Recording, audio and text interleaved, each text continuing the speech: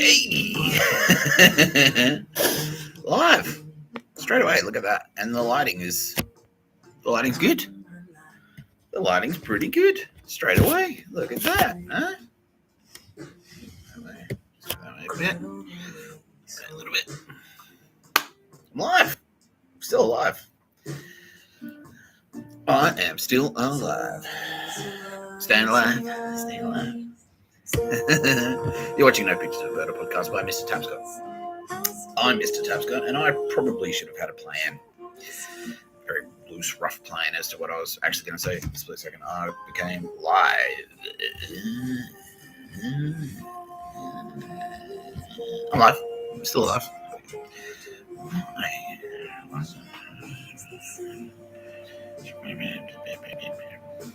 Alright. Hi.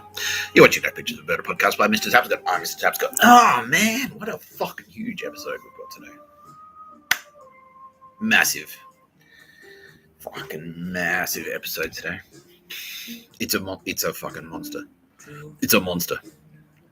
Well, there will be monsters in it. Monsters. Big monsters. After yesterday's. How do we go? How's everyone doing? We'll just do the intros. Joining me as always, Tara Bennett. Tara Bennett. Represented here by this candle. Oh, kitty. Why are you over there, kitty? Get to Callahan. Represented here by this Granite Island cup. My delicious beverage, Waterford's. When you need something fluid in your face, Waterford's. The official Waterford's of No Pictures of a Bird. Waterford's. We are going fucking in the booth now. Oh, I can do both at the same time, simultaneously. Both at the same time. I can do both at the same time. They said it's okay.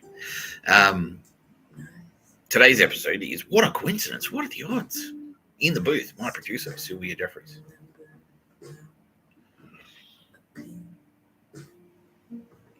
The titular. Tit. Gila. Sylvia Jeffreys. Because she's the title of today's episode. Today's episode is called Sylvia Jeffreys. You're watching No Pictures of It. A podcast whose name is this episode. The episode name of this episode is of No Pictures of It, a podcast by Mr. Tapscott. I'm Mr. Tapscott. Sylvia Jeffreys. Because she's in the booth. She's the producer. She is the best Turbo Babe. She's my favorite. Don't tell Tara Bennett, all right? I'm gambling, okay? Oh, we'll talk about that today. Gambler. Got a few people to meet. We'll meet them. Roz is there. Yeah, fuck you, gambling. A little some of that, bitches. Yeah, a little some of that.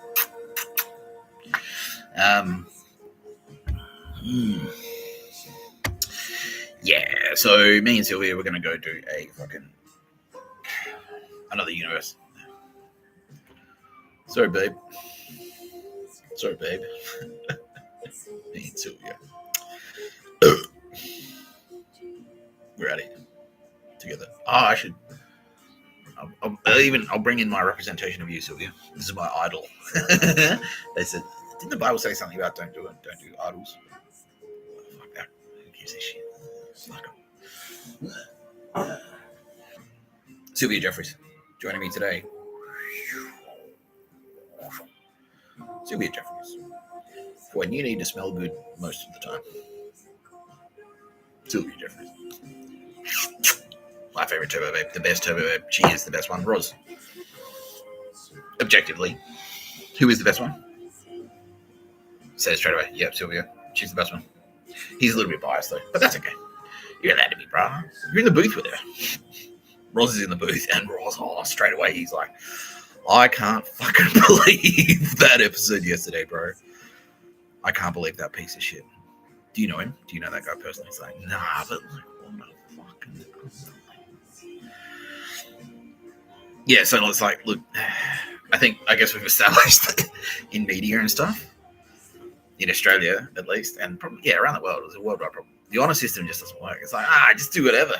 Oh wow. Wow, whatever, huh? Oh my god, my goodness. Just go unchecked. Do whatever you want, guys. It's cool. Wars are over, man. That's a thing of the past. Whatever, brah. World War II. That's an old thing. Tyrants and slavery and all that shit. That's yesterday's news. And then it's like, oh fuck, man. Like you come back, it's like, yeah, I don't know. Yeah, it's like you've left takeaway in the fridge or whatever. It's like, I don't need to clean the fridge out. Whatever. I just cleaned it. I just cleaned the fridge. I just cleaned the fridge. I just cleaned out the fridge. Why do I need to? No, I don't need. And then you're in the like, what is that fucking smell? What is that? And then you're like, oh, okay. And your freezer, you've got things. You're oh fuck, that's from 1978. That's a curry. That's a curry from 1978. It's still there. Oh fuck, and that's what sort of happened. Yeah, it's like whatever. World War II, that's done. That's finished. Who cares? Finished. Someone else is taking care of it, right? The government's onto this shit. Obviously, police and the government in Australia, they're just doing their thing. I see RBT set up. We've got the TV show RBT. That's crime prevention. They're fixing crime, right? And it's like, nah. Oh my god, yeah. Holy shit, yeah. And he's just like, I can't fucking believe it. See, welcome to my world, man. That's where I was. Yeah, that's where I was. That's what I mean. It's like when I first started doing I was getting all the big revelations, and I'm just like, I can't believe it. I can't believe how shit we are. I can't believe how shit we are. I can't believe how shit it is. Wow. Yeah, and that was sort of the turning point for me personally. I was like, what is all this crap? Like something, Nick, you are all this shit, Space Ghost and stuff. Also be homeless and go to jail. I'm like, why? What the fuck? What is this shit? And there's fuck me. Fuck. And then that was the part I couldn't believe. It's like, Space Ghost, you're you. I'm like, what? Oh, yeah, all right. Oh, whatever. And my thinking was always like, my hair, I got that Tekken character wings again. Yeah. My thinking was always like, oh, no, it's weird, but compared to what? Like, what isn't weird? Like the universe is weird. I accept that. Like what part of the universe isn't weird? Like I've done I did it on blogging, maybe I haven't done it on these videos. On these, but your body builds itself. That's weird, right? The five, I've done the thing with the 5 senses, 6 senses. Like it's an extra sense. And what they told me when the Space Ghost swooped in, Roz. I'm talking to Roz. I'm just okay, Roz, the loveliest producer. Now I'll broaden it up. This is for everyone. Oh, everyone else who's not Roz, log off right now. No, Roz, you can listen. No, everyone can listen to me. My conversation with Roz. Why the fuck not? So yeah, that was the thing. Like they swooped in, and they were like, Space Ghosts. And I'm like, what the fuck? Like something has popped. It's like, okay, something's popped. That's what's happened. Something has popped in my brain. Like I had one too many beers. Like this is the amount of beers you can drink without being clinically insane, and this is the amount of beers you can drink. You're right up here. It's like the Degrassi school specials. It's like, all right, too much weed makes you schizophrenic, and it's like I was like one joint away, and it's like, well, that was it. Click. Oh, fuck. Like, yeah, you're crazy now. Oh, fuck. Damn it. But then, I kind of and then I thought about it. I was like, well, I mean, compared to what though? Like, your brain's crazy. Like, the whole thing. It's all weird if you actually think about it too much. Like, what? Human bodies, what is that? Like, yeah, it's like a flesh puppet animated by electricity. Have you actually watched a document on electricity? Do you know how that works? It's fucking hectic. It's cooked. Yeah. And if you watch you watch videos on the double slit experiments. Have you ever done that? Anyone? Yeah. Watch a YouTube video on double slit experiment. Yeah. That's weird. Yeah. And so it's like there are all these unanswered questions, and I'm like, well, how's this any less crazy than any other? You know what I mean? Like there's all the sim theories and stuff that we're in a simulation, and then there's other theories we're alien, we're aliens or something, and it was all talk about aliens, aliens have made contact, David Grush, the CIA, he's like, there's a lot more that they know that they're not telling us and all that. There's a lot of that going on, So I was like, well, how's this weirder? How is this weirder than that? And what they told me, yeah, because they didn't say they weren't aliens. That's right. They just said, oh, you're a star child, Mr. Tapsco. They said to me. That's what they did. They went, you're a star child. Yeah, Princess Diana and David Bowie. Princess Diana and David Bowie are your parents. I'm like, what the fuck? Like, how does that work? Yeah, and they weaved in a thing about like Queen Elizabeth, like you're the reincarnation of Queen Elizabeth. I'm like, but she's alive. She's still alive. Queen Elizabeth at the time she was. Yeah, Queen Elizabeth is still alive. This voice in my head, you've gone crazy. The voices in my head, they're the crazy ones, not me. Yeah, they said, I'm like, what the fuck? Yeah, and then they're like, clean your bathroom, shave your nuts, walk around, like walk 60 Ks and stay awake for 3 days. But then like a whole bunch of space magic was like woven in, and like like telepathic. I was like people like I'd walk around, I'd think something, and then someone next to me would go, and that's what the angels are doing now. I think what the angels are probably doing is that thing to a lot of you.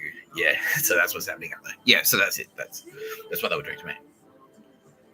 So I'd go out and yeah, by the way, like I'd be thinking something, and then they answer my question that I'd just been thinking. So, like, what type of tree is that? So, well, that's a pine tree. I didn't say anything. Like, what the fuck? Hectic. And that's what it was. It was like the angels. Yeah. So I was thinking something and the angels were answering me. Yeah. Okay.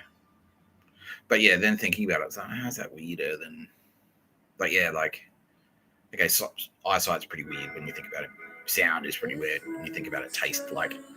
How does taste work? How does taste work? It's like, okay, you've got a chemical detector in your mouth, and that sends a signal to your brain, which interprets... It's like, okay, well, this chemical detection unit that you've got in your thing knows that sugar that you just put in your... You can tell just by putting it in the chemical detector. Your brain goes like, one, profile detected, apple. Like, if you break shit down like that, it's like, like touch.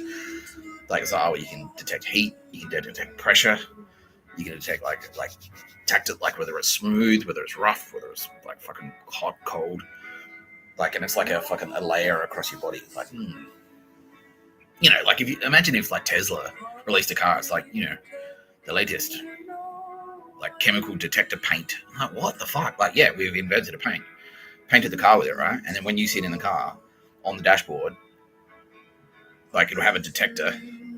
The paint will detect something that's just hit it. It's like, that, like, you just impact backfire, and it'll like have a little reading. Like, what the? See, when you break shit down like that, it's like, fuck, that's hectic. Like, that's your skin. It just builds it's built itself. It's like, no one, you don't build your own body. Like, you don't have to actively with your brain go like, all right, I need to grow my hands now, and then like, you know what I mean? It just does it itself, and you're just there in it. So when you break shit down like that, it's like, is any of this extra shit weirder than that? You know what I mean? I feel like, so yeah. It's like, fuck, well, when you put it that way, like, with the only planet, we don't know any other planet. Out of all the technology we've got, all the technology that humans have, we haven't detected another planet. Like, we've got all fucking telescopes and shit. It's like, we can see the beginning of the universe. Like, we can see the oldest galaxy, like all this stuff. But no one's detected a planet that can support not just human life, but any life. It's like, what are the odds? Like, what are the odds of that? Because like all stars in the universe are all roughly the same. It's like a star has these characteristics. They're all roughly this shape. They're all big burning balls of gas, right? But like planets, it's like, well, no, there's only one. Imagine if the sun was the sun. There was one, the sun, and then every other star in the sky, all fucking how many there are. Every other star in the sky was like our singular sun was unique, and every other star in the sky was like a weird different thing, a completely different thing. yeah, our planet. Like, there's fucking, how many planets are there? But the only planet that we know that can support life is this one that we're on. You know, like, and shit, like, if you start thinking about like, if you start thinking about it all like that, it's like, well, it's not that. Is it that weird? Like, compared to all the other weird shit, there's so much weird shit.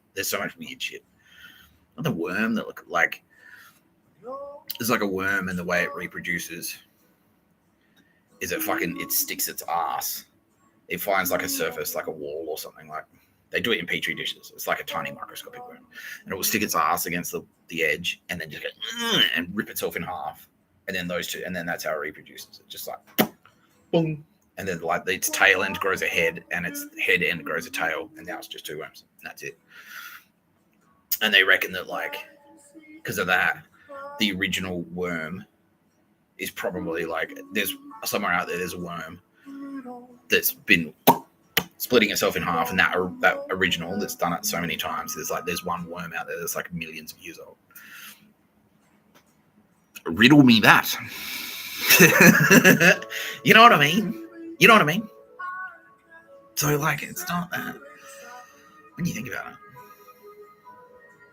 when you think about all that shit, you know,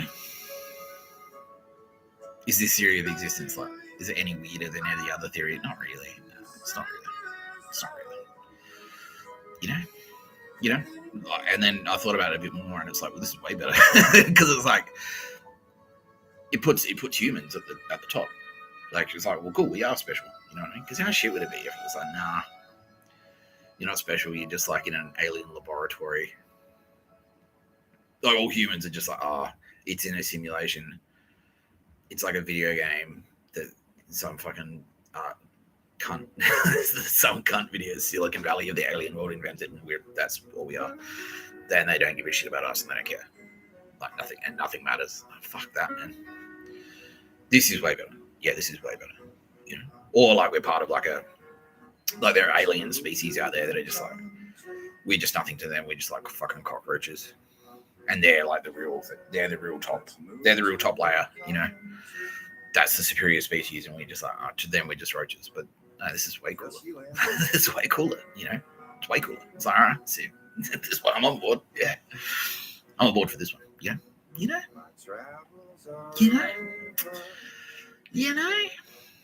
Yeah. It's way better. Well, I think so. Some people don't think so, because they're fucking hard-hearted, right? Yeah, and Ross is like, yeah, exactly. And so it's like all this shit. Like, why would you choose? Why would you choose to be that cunt? It's like knowing all this. It's like, cool. Well, here's a gift. Like, you know, you can walk around. You can think stuff. You can do stuff. You can go to the pub. You can swim in the ocean. You know, I've used those examples before. You can eat ice cream. You can listen to a cool record like Spotify. He's got Spotify. You know, he's got Spotify. Like, Spotify's like $15 a month. He obviously has the internet. Yet what he chooses to do, instead of just like crack a beer and listen to some Spotify, 20 gangsters, 25 murders. What the fuck? Yeah, Ross is just, he's embarrassed. He's now saying Ross is saying like, he's embarrassed for me. He's embarrassed for Australia. He's embarrassed for media. He's embarrassed for humanity. Me too, mate. Me too. It's he can't fucking believe it. Yeah. It's senseless. Destroy it. It's cool and fun and pretty. Destroy it. Why? Anyway, for some reason, I'm going to throw this out here. Oops. As a question. Yeah, I put a fucking my oldest Harding episode just disappeared from Spotify, and it's like it never got it just wasn't there. Because it's frustrating, because I like it. Like, I love Oldest Harding, obviously. Thank you, Oldest Harding. I love you deeply for your theme music, especially for you, just being you. Zua is the official theme song of No Pictures of a Bird, a podcast by Mr. Tapscott. I'm Mr. Tapscott. Oh no, okay, yeah, right. So it's weird. It just disappeared. Just went, it just like vanished off of Spotify. Or is that a thing? No, definitely. Yeah, it just vanished off of Spotify. My whole Oldest Harding episode, man, and this is like a copyright thing. But you think that, yeah, I'm being told it's like it was definitely a copyright thing. But it's like there was no notification. There's no little thing that says, "Oh, heads up, due to copyright restrictions, your episode it's not live." And it's like I can still see it at the back end, so I just had to republish it. Anyway, day to day, right? And now Ross is saying words going around. You're back in the game. Like, yeah, I had a meeting today. That's why. Look at this, sir. Yeah. Look at this, sir. Look at this, sir. He says, "We'll follow it up. Don't stop now." I'm like, all right, cool. Yeah, I had a meeting today. I'm back in the game. I'm now looking for fucking gainful employment. Anything that's not tradie or in a jail or for free. So I had a meeting with an advertising agency that focuses on sport. That'd be pretty cool. I can go back to writing about sports and sport, singular and plural, more than one sport. That'd be cool. I can work with any of you out there watching right now. I am looking for any opportunities. Even sponsors for the show. I would love a sponsor. Thank you for this show. Waterfords, if you want to make it official. Waterfords. Make it official. Waterfords. Potentially an official sponsor of No Pictures of a Bird. Yeah. Any official sponsors out there? Want to jump on? Want me to do some live reads? Any brands? Any cool brands? Tara Bennett is saying like you could almost make it official with provider. Almost. She's saying. Yeah, I reckon. Yeah, almost asterisks. Yeah, that's right. Because your Space Ghost always has a few extra. Yeah, she's always a couple of steps ahead. That's my Space Ghost. Don't worry, Tara. My Space Ghost does the same thing. I'm like, oh, let's do this cool thing. Like, not so fast there, Turbo. Yeah, so your Space Ghost, you go, Tara Bennett, Earthly Tara Bennett goes, yeah, do that, yeah. And then your Space Ghost goes, all in good time, young pad one, yeah. But in the meantime, yeah. So yeah, and the meeting went well. Yeah, the real trick there was like trying to, like, I don't know how to navigate, like, what am I supposed to say to this guy? Because like normally in fucking job interviews, you just say whatever. I left there because whatever. But in reality, like, so, yeah. But yeah, this guy turned up and he was like, do I tell him where have I been? What the fuck? And he's like, and he like, yeah, he knew. Obviously, he knew. Yeah, I'm being told down. Yeah, he knew. He's like, do you are you available? Like I got an email when I came out of jail. There was an email in my inbox that says it was from an advertising agency saying like, do you want to come in for it? Like, do you want to work on some stuff with us? And I was like, yeah, cool. Oh, I missed it. Yeah, I sent him sorry, bro, I've been away. But I would love to. And he's like, well, let me know if you want to catch up anyway. So I went and caught up with him. And I'm like, how do I navigate? Like, did he know? Like, has he been watching No Pictures of a Bird? Like, does he know the whole fucking story? And he's just like, yeah, he was tactful about it, so that was cool. Yeah, because I'm like, well, what do I say? I was like, I was on a holiday. I was overseas. And then, yeah, he went like, yeah. I'm like, yeah, sorry, man. Like, he turned up with, yeah, hey, Nick. Hey.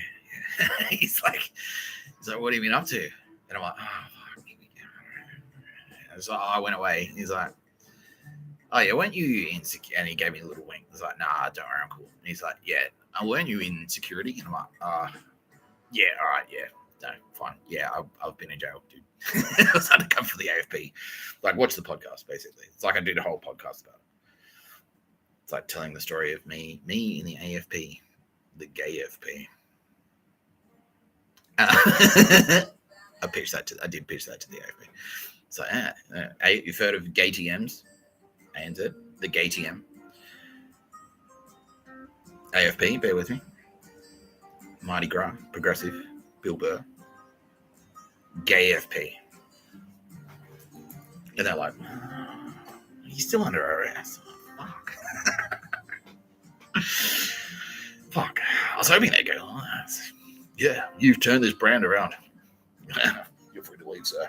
No, but they didn't. No. They didn't. No. still had to go to jail. Shit. Anyway, yeah. But aside from that, he's just like, yeah, cool. Just have a chat. Like, he's like, oh, I'm like, well, he's like, well, yeah, available or not? I'm like, oh, I'm doing stuff. I'm doing podcast stuff. I'm just like trying to get back into it. Like, I've got availability if you need it. Like, I've just come in under my ABN, like a tradie. Just build through my ABN. That's it. This is like you book taps content. You don't. That's it. And like the creative industries, they're all used to that. He's like, yeah, all right. I'm like, well, yeah. He's like, I'll be in touch. I'll be in touch. But you never know. You never know how these things go. Like, I don't know. I hope I do, because yeah, Shane, if you watch this, yeah, it'll be cool. I'd love to get back in the game, because yeah, like a good income, a good healthy income is much nicer than being a sushi thief. That's much better.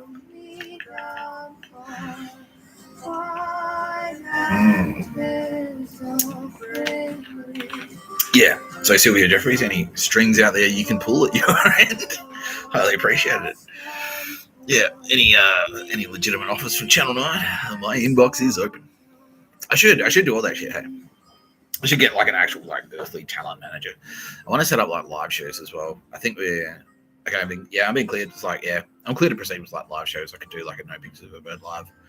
I could try and get myself on like an actual stand-up set or something like that. Do like a one-man show, something like that. You know, something cool. That'd be cool. Just need to monetize my gear, basically. And by my gear, I mean my junk. And by my junk, I mean heroin. I want to start selling heroin. No. No. I will talk today. We've got a huge fucking show.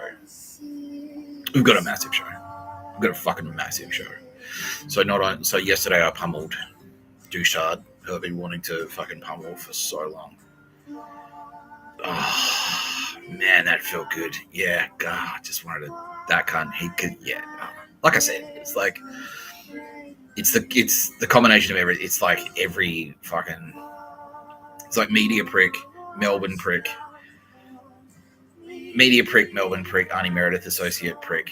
Like all the work, like James McGrath, all rolled into one. He's like the Voltron of douchebags, like, and then he's like, fucking here we go, this fucking guy. Yeah. Yeah. And so yeah, it was just like, yeah. So today I do, because I do still have to do pummeling, because there is still dog shit out there. And so one big target, one big organisation that I've been now. Yeah, you're tired, Mr. Tapscott. We can tell. Yeah, I'm a little bit. Yeah. Honestly, you underestimate how hard it is to go to meetings and stuff. Like going, like, hey, you turning on the charm, like face to face, like fuck. Like, oh. So this is what it's almost like doing a podcast and then doing another podcast on top of the podcast. That's what it feels like. You know what I mean? Rough to the office, Nick. So if you see the collar, means it's going to be a lower energy. No Pictures of a Bird, a podcast by Mr. Tapscott. I'm Mr. Tapscott. So, I'm gonna fucking slam. I'm gonna go hard on fucking gambling. Yeah, because like, and yesterday as well, I spoke to. Was it yesterday or the day before? I spoke to Bill Gates and Melinda Gates, and that's something that we've kind of, me and Tara Bennett and Kitty Callahan have been wanting to underline for our viewers. It's like money and how to deal with money and how to think about what to think about money and how to feel about money, and to, you know, get the word out there. It's fine to be rich. You're allowed to be rich. Just don't enslave anyone. You know what I mean? You know, don't be that guy. Don't. It's like, you work at McDonald's. Well, your rent has just doubled. Don't do that. I imagine, Roz, you're much like that. You're like the Mr. Burns of Channel 9. You're like, well, budget cuts, Sylvia Jeffreys. You must work for half the salary. He's like, no, he's got a budget. Don't worry about it, Brian. Good news, Sylvia. Good news. Good news for the cockroaches and the banter. How do you think the cockroaches are getting over this year, Sylvia? Oh, it's pretty good against the K-Toads. Yeah, I can do banter. Anyway, we're going deep on Sylvia Jeffreys, the best Turbo Babe, my favorite Turbo Babe, the original, the first Turbo Babe. Yeah, excluding the OGs.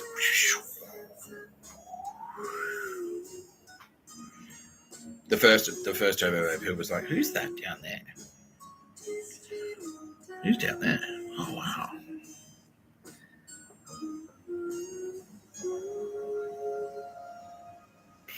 Who's that? Oh, she's pretty cool. Pretty cool. Yeah. Yeah, Kitty Callahan is now saying that. Tell that story because that's funny. So when we're in jail and they're telling me about all the stuff that they were doing, it's like, well, since we've stuck in jail, Mr. Tapscott, since you're just fucking sitting there like a piece of shit for the breakfast,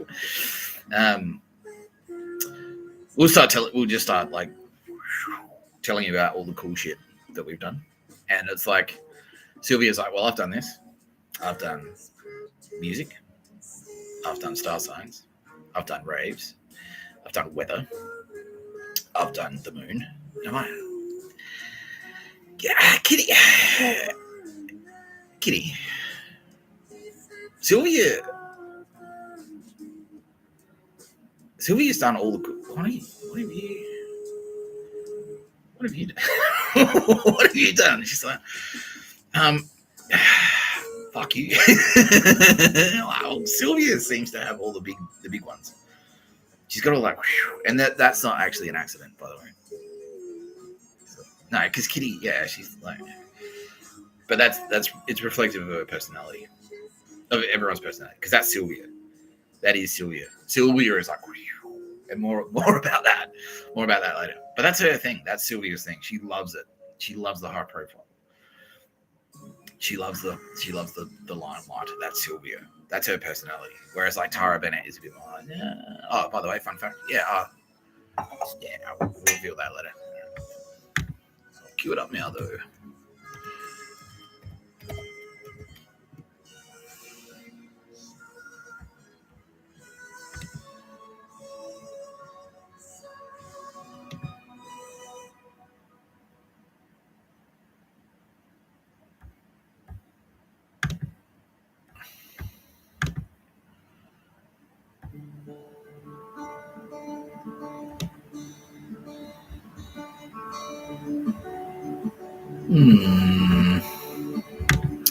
You're watching No Pictures of Bird, a podcast by Mr. Tapscott. I'm Mr. Tapscott. So we're going to go deep on Sylvia. We're going to go deep on fucking gambling companies and how fucked they are. Cunts. I'm going to be talking about talking to a couple of hometown heroes, Sydney fucking legends. And one Melbourne legend, actually. Yeah, 2 Sydney legends and 1 Melbourne legend.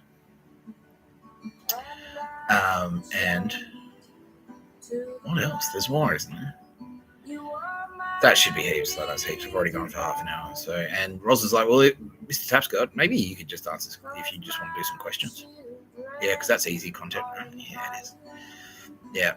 And Roz, I can see he's like, oh man, like he's starting to, he's like, oh, I'm just telling him weary of this dog shit. Yeah, bro, exactly.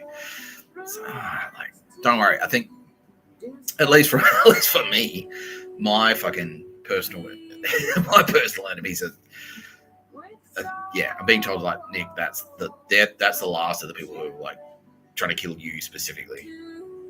So obviously there are still like, heaps of fucking douchebags out there, but that's the last of the big ones. So that's Biden, Harris, fucking Biden, Harris, DCAM. Oh, I can do an episode of DCAM. Yeah, Biden, Harris, DCAM, fucking McGrath. I could do an episode of Keogh. Like that's those fuckwits, like Obama, that cunt Fazal, Vicky Brady, Mike Burgess. Like they're all the big ones. Like Chris Tapscott, like fucking Andrew Tellerback, and all those fucksticks. That's all those big ones. Done. They're done. They're cooked, sunshine. So yeah, that's kind of like I've broken his back, and so hopefully now I can just start lightening it up a little bit. But there's still fucking heaps of dog shit out there. Yeah, and it's like that's just the ones who are targeting me specifically. So the other thing we're gonna have to start doing is like expose. There's still pedos and creeps and stuff. We're gonna have to like expose them as well, unfortunately, which is gonna suck for everyone. Yeah, but that's gonna be a thing. Yeah, but that's like of the people who were like trying to kill me and my family. That's pretty much we're done. That's it. I think they're pretty much done. They're pretty much out of the way. Finally, it only took 45 fucking years. You know, unbelievable, bro. Yeah, yeah. All right. Questions. Who am I talking to about work? I won't mention the name of the business just because I don't want them to get inundated with because the thing is with advertising, right? It's still fucking because just because we've clipped the wing, like Queen Camilla, legend, thank you so much, and King Charles and Princess Kate have swooped and they've clipped a lot of wings. Like they've just because they've stamped out the dog shit ads doesn't mean the dog shit attitudes that led to the dog shit ads isn't still there. Like I saw a dog shit ad today. So I was like, all of those people, they're all still fuckwits. But the difference now is that they just don't make ads about me. It's like, you're going to die. Tara Bennett, here she is with bare feet and she's yawning. She's next. Ha, we got Daz. He's dead. Those fuckwits are still there. Advertising is still stacked with fucked, massive cock-smoking ass guns. Hi, advertising. Can I have a job? They know, yeah. The cool ones in there. Oh, we could, yeah, no. I will talk to you guys at some point. Not today, though. Moses. Not today, but I will talk. Yeah, we will talk to you. So I won't mention the name of the specific business that I had a meeting with, just because I don't want them to get fucking goons I heard you talking to Tapscon. And now the person who asked me that is like, well, I work for Saatchi & Saatchi, and we would love to talk to you. Well, to that I say, sir, thank you. I'd appreciate that. My inbox is open. Yeah. This is something I can do right now.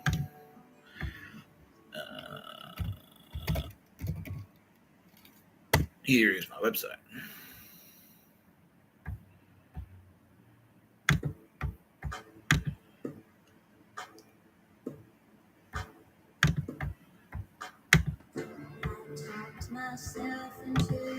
Yeah. Yeah. There you go. Yeah. How about it? How about it? Those contact details are up to date. If you send me an inquiry there, I'll get it. I will. That's my phone number there.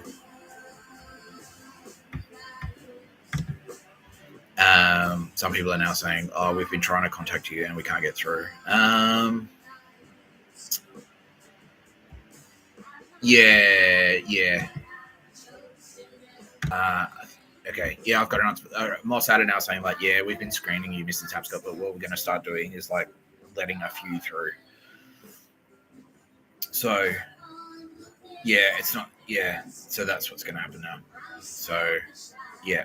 So I'm now being told please encourage people to both send text messages and email. Get in that email box.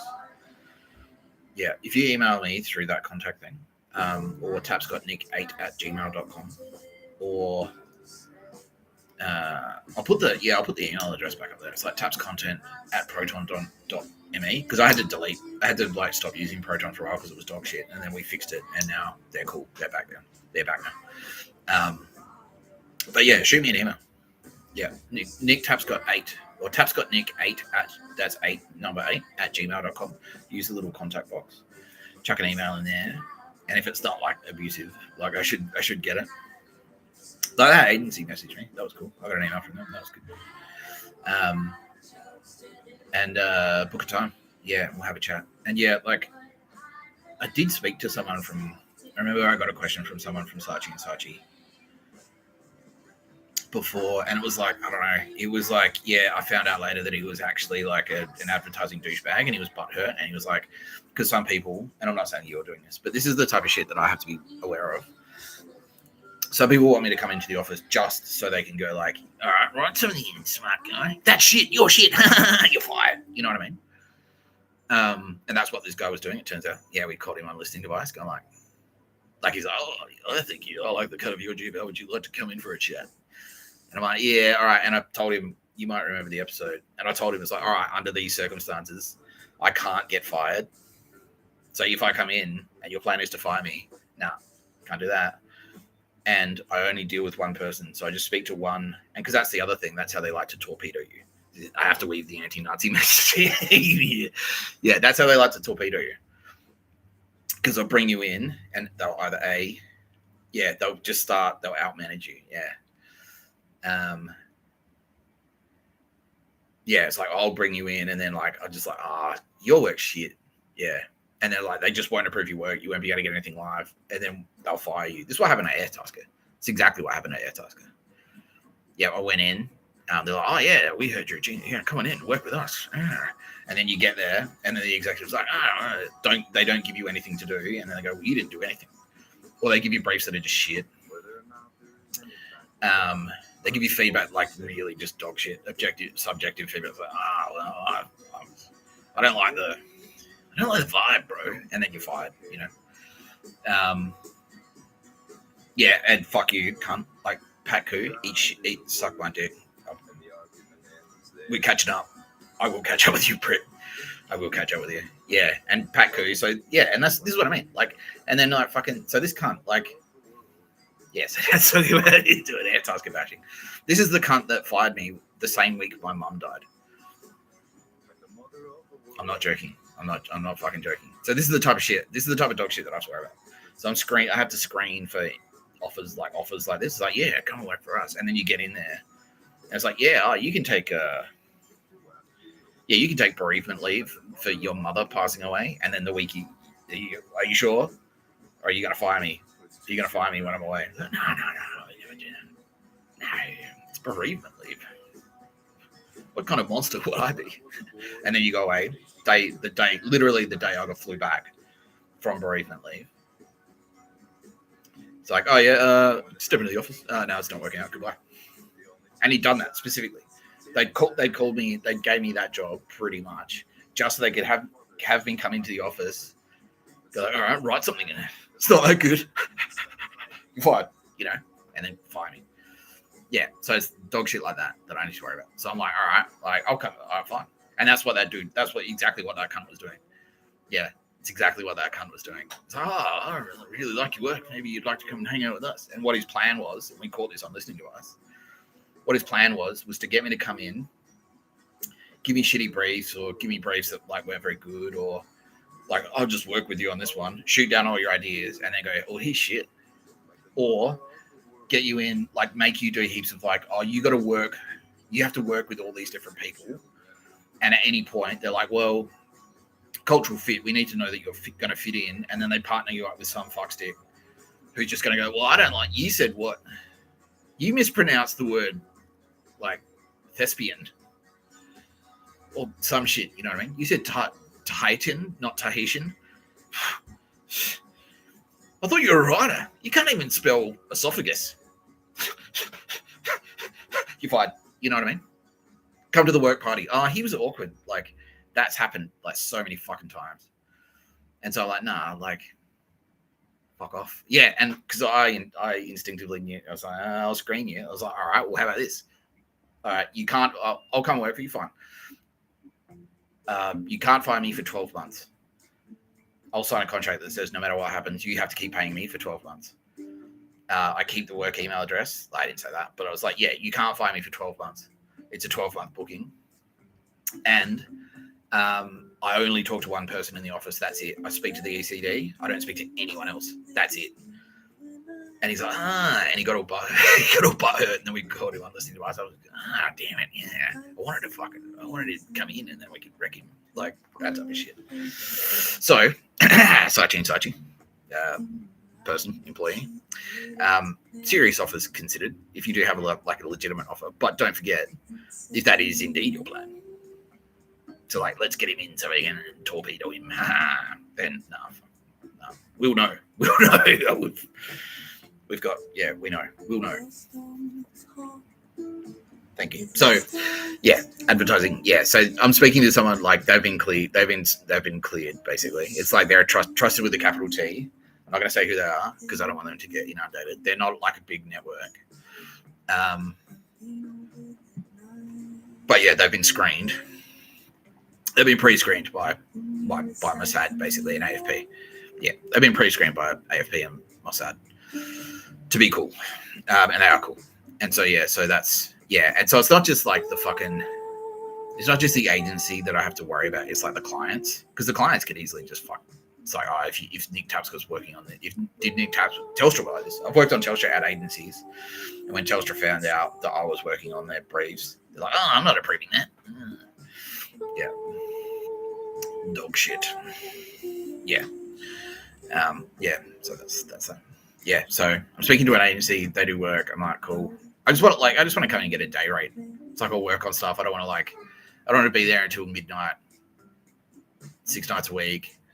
I just want to do 3-4 days a week. I just want to do 3 days a week on a day rate and then rent a modest apartment and fucking make no pictures of a bird. That's it. And then hopefully, finally, do what I'm supposed to do, which is just write stuff, write movies and shit. Yeah, exactly. Yeah, now other people saying, you should get a literary agent. Yeah, I should. Well, that's I think I need to. I need to do that. I do need to do that. Yeah, but it's like a chicken and egg thing, right? Like I need the apartment. I need the workspace.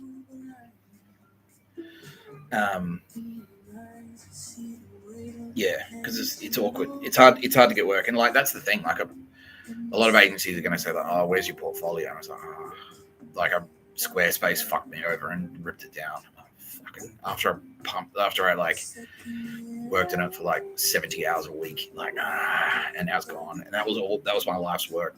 That was all the advertising work. And now a lot of the articles that I worked on for that portfolio have been deleted. Optus went through intentionally. Well, that's a cool one. That's one of the cool ones that Mr. Tapscott wrote. Delete. Scumbags. So I really need the apartment. That's what I need. And so I just want work so I can just pay some rent. I just want to pay the rent.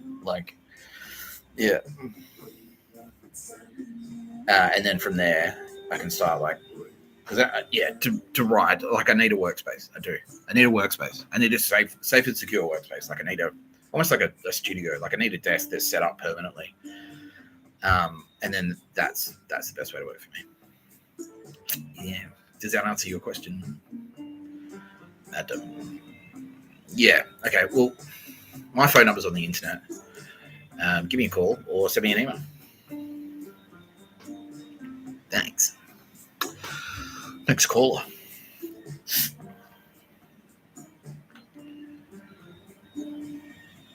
How do I know Sylvia Jeffreys is a turbo babe? Compared to other turbo babes. How do I know Sylvia Jeffreys is a turbo babe? The same way I know the rest of them are turbo babes, basically. Her Space Ghost. We're always in dialogue, pretty much. Yeah.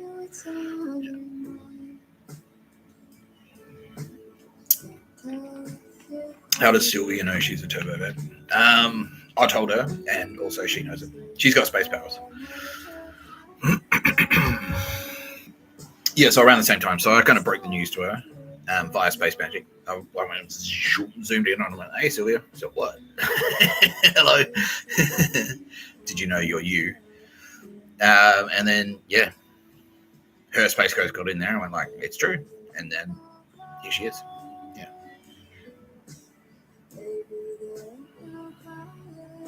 Am I going to catch up with Sylvia? I fucking hope so. Yeah. Yeah, definitely. Yeah, I definitely will. Yeah, absolutely.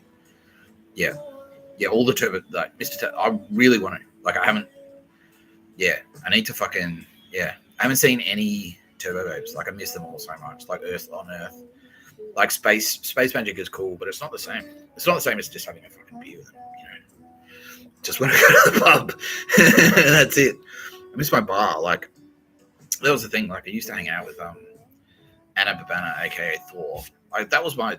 She used to work at the local bar. I just go there and like they had a happy hour, drink schooners for $6, drink Rash's Pilsner for $6 a schooner. My mate Ben would come down. Anna Babana would be behind the counter, just hang out, shoot the shit. Julia would be there. That's Loki. Sick. Yeah, I want to get back to that. Yeah. What I'm going to do for a job.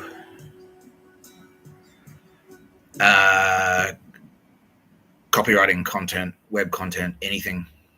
Yeah, anything that's like writing, like copy. Like go to my my LinkedIn is still up there. Go to my LinkedIn. That's legit. That's what I do. That's my craft. I'm a copywriter. This is where Tara Bennett runs Provider Store. That's her job. She has a job. Kitty Callahan. Kitty Callahan is an artist, contributing editor to Rush magazine. Ian Trefcoin runs a gallery. I'm a writer. I'm a copywriter. So I just want to get like just some good, honest copy work. Doesn't have to be glamorous, but just need the money. Really need the fucking money. Really need the money. I'm broke as fuck. Yeah, and I hate being broke. I hate it. I have always hated being broke. Being broke is the worst. Like I can't stand it. And so I've been broke for like a few years now. It sucks. I want to get back in the game. Yeah. Would I accept any offer? No. No, I wouldn't. No. Because if they're dog shit, like I just said, like it could be if it's a dog shit trick, like it might be if it's fucking like Westpac just trying to get me the offers to call me a cunt, then no. They do that. Yeah, they do. Like Telstra or Optus, like, come and work for us. Telstra did that as well. Yeah, they're like, get him in. And then when I got there, they intentionally gave me a bracelet with shit. And I was like sucked in, you know. Yeah. Dog shit. What else do I like to do?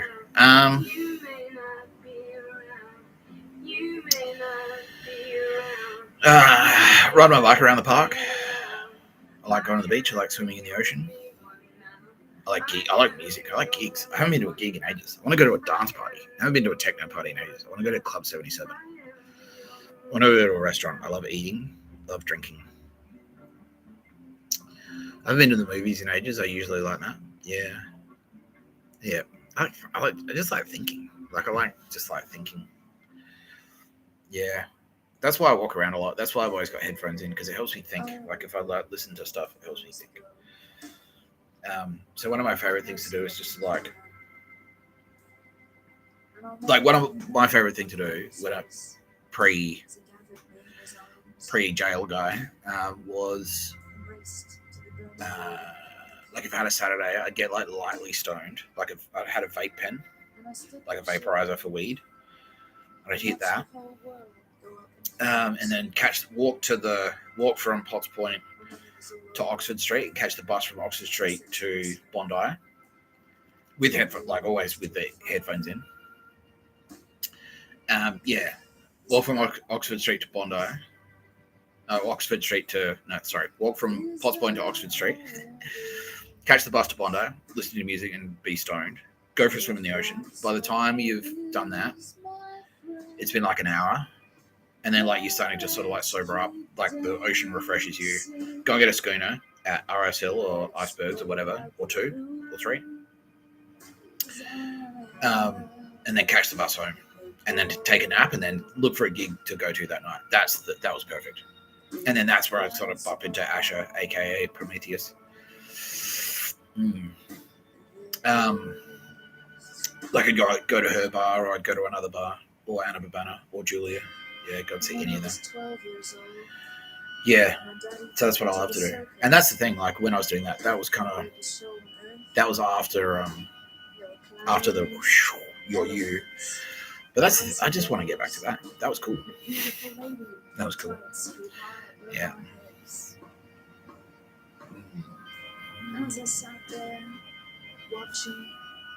I seem very chilled out. Thank you. I usually feel quite chilled out. So I'm fucking fighting off undrunken goons. There are a few goons. Like I went for a walk today, like on my little journey. I saw a few goons. So a little bit like heaps of dog shit construction in the CBD at the moment. Yeah, Roz is now. Yeah, it's fucking shit, isn't it? George Street, right? Yeah. What the fuck is that? Yeah. Yeah. Like they've shut down the light rail. Yeah, and civilian. The best part is now. Is it now that I pointed out? It's like that's a cash grab. That's a cash grab. That's undrunken. Just like getting the fucking state government to just like do dog shit projects for no reason.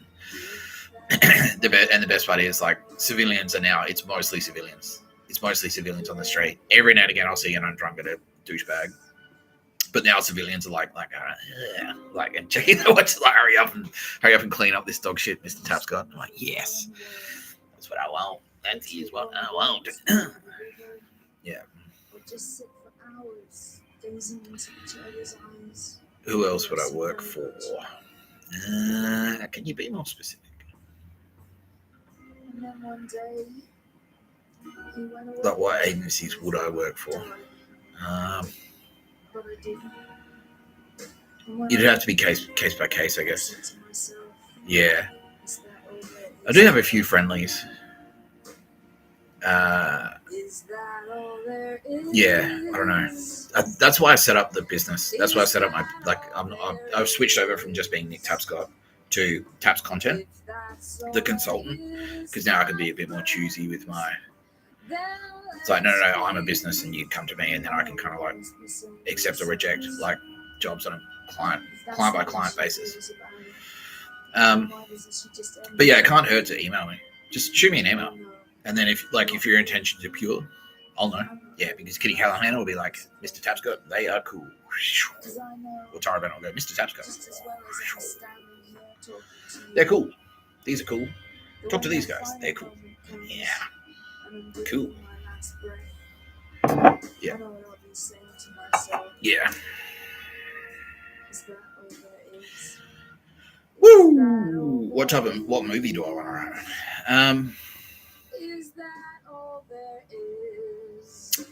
I don't actually. Yeah, I'd really love to write. And yeah, Daz is now giving me permission to say this, but what I want to do. This is a project, like kind of like a side project. Is I want to write. Like, I kind of want to work on a book next. For me, so I was thinking I'd split it up into 3 parts, like the trilogy. So I'd write kind of like my early life and my days as a barista, and then my days in advertising, and then the third and final book would kind of be like between finishing up in advertising in like 2021, end of 2021 until now, like the hectic years.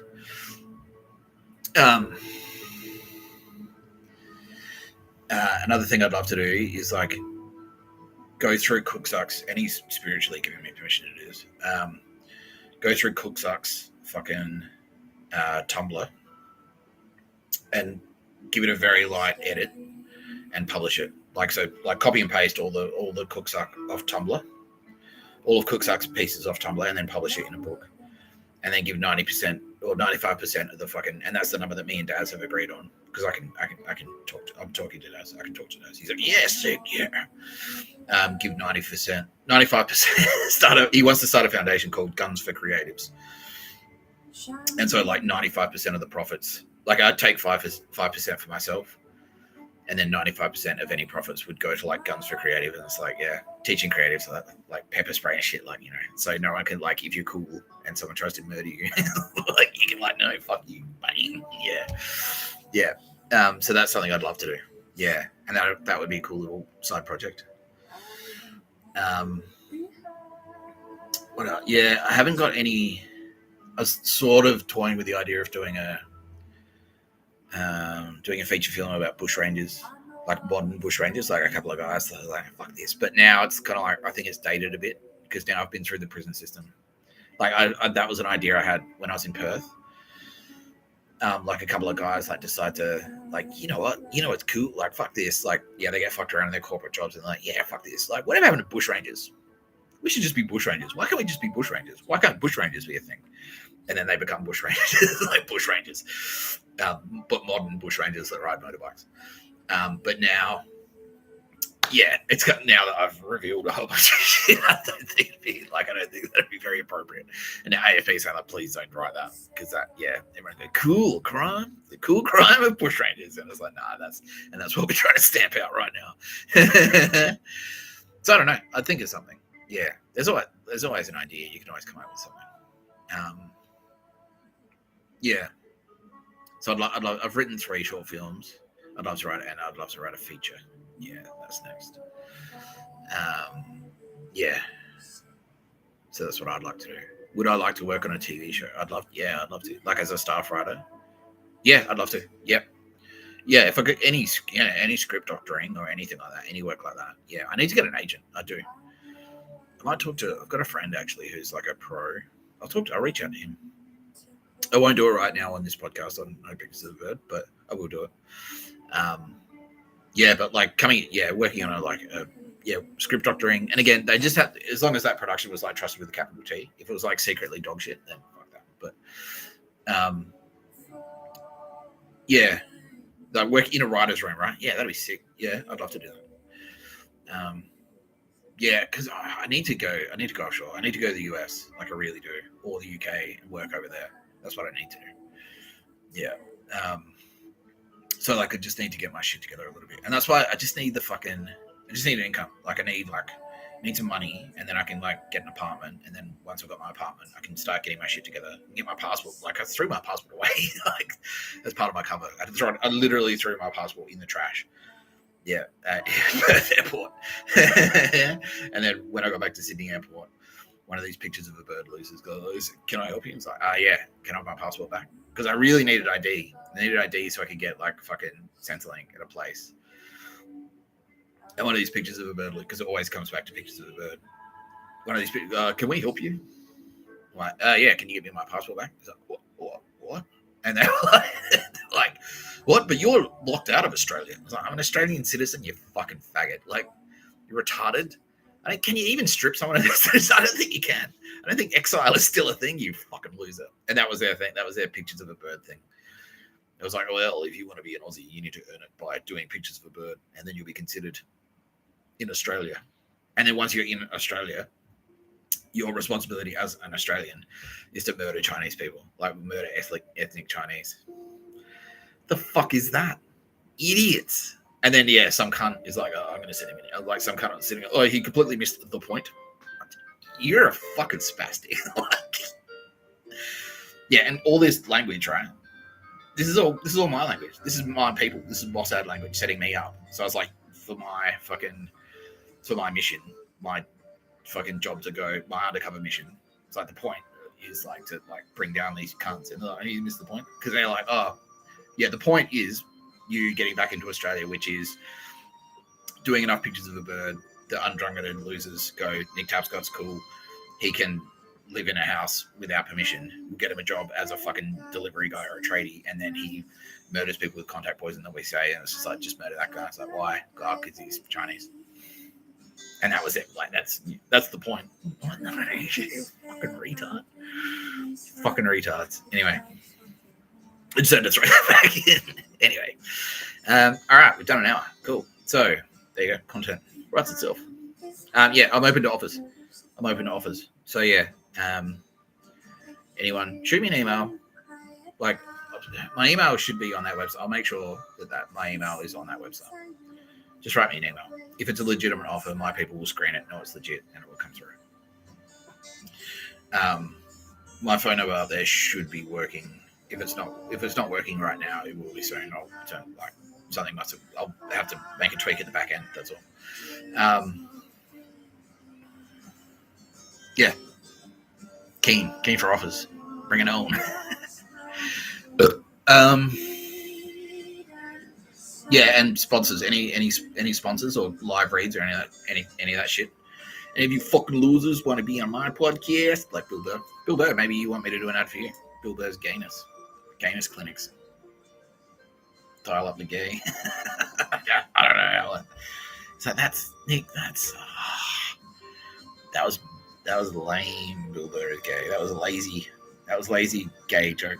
Mr. Tapscott says Bill Burr. It was lazy, wasn't it? You know what's not lazy? No, you know what's not lazy? The team at Kitty Callahan Tire and Auto. Kitty Callahan Tire and Auto. She's going to come and service your car. That could be you. That could be you. That could be your brand.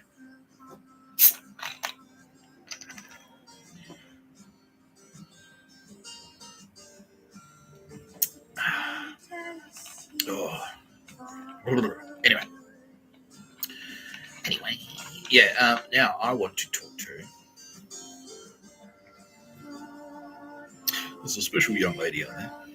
Now, none of these guests, none of them have invited me to talk to them.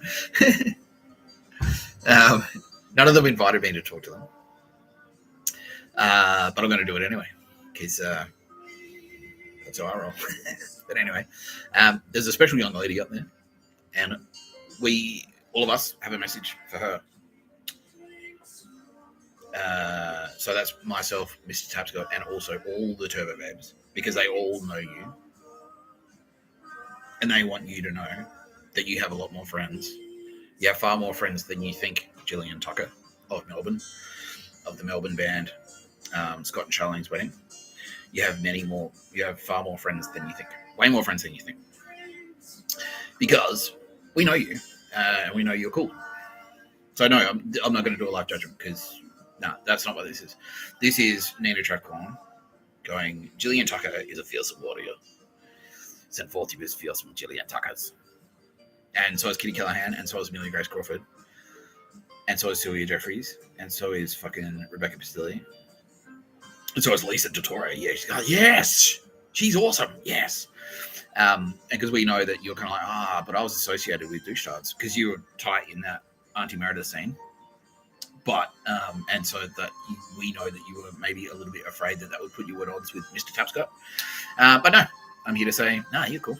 Yeah, you're cool. We know you're cool. We know you're really cool. We do. Especially Aldous Harding fucking loves you. Yeah, Aldous Harding especially. She's going, yeah, it's me, Aldous Harding. I'm the one. It's my idea. Like, fucking tone it down, Aldous. Jeez. Tone it down, all right? It's not... You're not headlining. You're not headlining right now. Okay, young lady. Yeah, no. We know who you are. And we love you. Yeah, you're awesome. And so, just in case you feeling like you were at odds with Mr. Tapscott, no, you're not, because you're definitely not.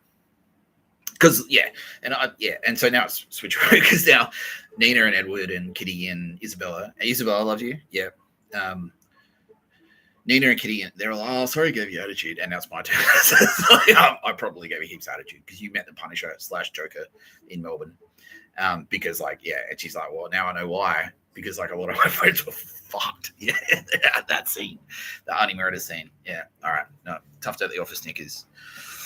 Yeah, taking off the collar. Let's have a relaxed, casual chat. So. And John, same with John. John West is cool. Yeah, exactly. Yeah, and John West, he always had a huge crush on you, and you're not. No. So no, you definitely. We know you're cool. We know you're cool. We know you're a great lady. We do. We know you're a really cool lady. And so we actually have an invitation for you. This is an invitation. Nina Trapcorn of China Heights would love to hear from you. Really, really would love to hear from you. So if you could message her at China Heights, just on social, whatever, go to the gallery. Is it still there? No, she's saying it's not still there. Just message China Heights, email China Heights, and go, hello, I'm Gillian Tucker. I believe you have a message for me.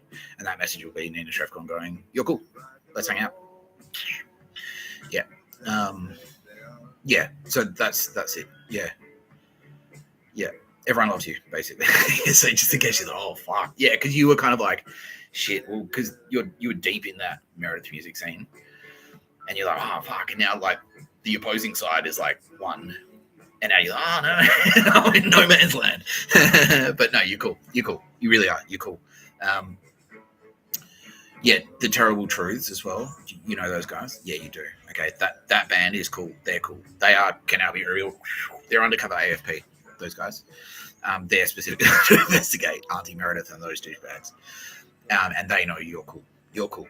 So, and that's sort of, yeah, that's how we know that you may be feeling a little bit isolated and alienated. But no, please make contact with Nina Trefcorn. Please, we'd really appreciate it, because we need cool people, especially cool girls who can play guitar and be rad legends. And now, yeah. So, Aldous Harding is immediately saying that she wants you in her super band. So her and Isabella, yeah. So yeah, join that band. Gillian Tucker, weren't you in Beaches as well? Yeah, yeah. So Beaches make good music, but yeah, like there's a couple of dog shit members in there. Yeah, and Scott and Charlene's as well. Yeah, so Scott and Charlene's made good music, and you were good in them, but yeah, dog shit. So yeah, please, we implore you to make contact with Nina Trefcorn of China Heights. Already, yeah, because you're not alone. Yeah, and we would love to hear from you. Thank you, Gillian Tucker. Thank you for being receptive to our uninvited contact. Yeah, Kitty Callahan is now saying, like, Gillian Tucker, yes! Mighty feels a warrior. That's what she said.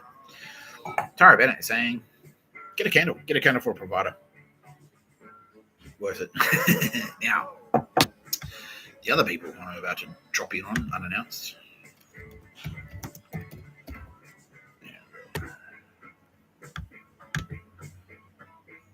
Is there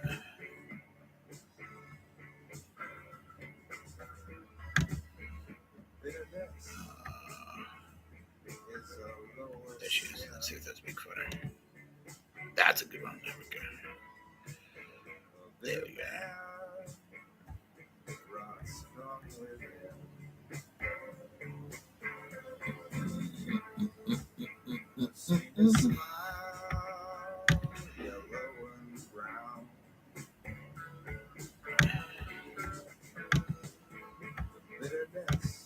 Bam.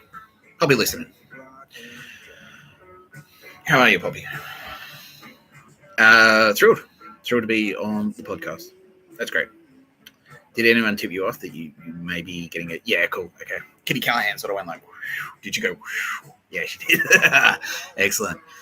So for our audience, Poppy Lissaman is a very accomplished designer and creative. She does Lissaman. It is Lissaman, right? Like that's the name of your brand, right? Yeah. Sunglasses, handbags. Yeah, she does fantastic work. She's very, very, very successful. And she's a Sydney creative legend. So unfortunately, because of douchebaggery and dog shit, like the Sydney scene kind of like it fractured a little bit. But Poppy Lissaman, we can now be revealed, which is not a surprise to anyone. That Poppy Lissaman is one of the good ones. So she, legend, absolute legend. No, someone's asking, is she a turbo babe? She definitely looks like she is, doesn't it? Doesn't she? But no, she's not a turbo babe. But Turbo Babes fucking love this chick. Yeah, everyone loves this chick. Yeah, look at her. Yeah, icon. Yeah, fearless, creative, incredibly inventive. So, and again, like kind of like Mads and Lana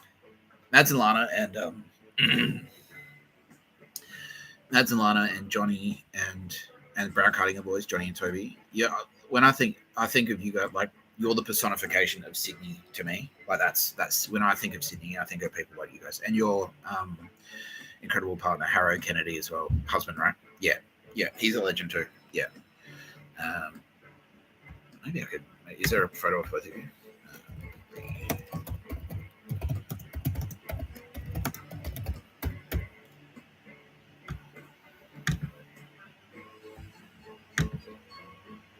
There they are. Yeah, that's a great photo.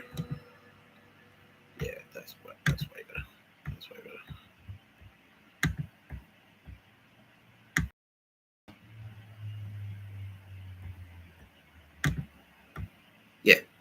That's them. Yeah, socialites. Like, they're cool. Harry, are you actually related to, like, so it's Harry Kennedy? Are you actually like a Kennedy? Yeah, he is distantly related to Caroline Kennedy. All right, excellent. Um, yeah, and Poppy, and so you guys are, yeah, and so Poppy's family legacy. So Poppy's dad is Andre Litterman, who was a crew member of Australia too. And this is why I thought of it, because I was talking about it the other day. It's like Melbourne wanted to be separatists and form Australia too. And I was like, Australia too. Fucking Poppy, listen, I haven't spoken to her. Yeah, I haven't thought about her in ages. Because I was a big fan of you. Like, I used to follow you on Instagram. Like, I'd follow you on Instagram. I loved your content there. And then when I had to go to Perth, and when I was in Perth, I actually went to the Maritime Museum and saw like the America's Cup campaign thing, and it was like I saw your dad's name there. It's like Andre Lisman. Oh yeah, Poppy. Yeah, yeah, and that was really cool. Yeah, so legend. Yeah, and then you had a story about that. Like, didn't your dad get targeted? Yeah, he did. Yeah, because that's like the Ivy Leaguers. He beat Skull and Bones basically, and then they went, this cunt. Yeah, assholes. What did they do? Made his life a nightmare. In Australia, yes. Fuck. Like, did he lose jobs and stuff? Yeah, he did. He got through. He had enough friends to get through it. He was mates with Kerry Packer. Yeah, but yeah, they still harassed him. Did he get threats? Nah, like not threats, but they just harassed the shit out of him and made his life miserable. Yeah, like at workplaces and stuff like that. Yeah, that's so annoying. That's fucked. See what I mean? You do a cool thing and then like douche tards come out of the woodwork, because you embarrassed them basically. You embarrassed the fucking the wasps, like all those waspy Harvard pricks. Yeah, exactly. Yeah, exactly. Trump is now saying, you're both welcome anytime at the White House, because A, for winning the America's Cup, and Trump is now saying suck shit to the people that you beat. He's like, he wants fair competition, and B, because you're distantly related to the Kennedy, Harrow, and so yeah, you can turn up. Yeah, good. Like, ding dong, hello.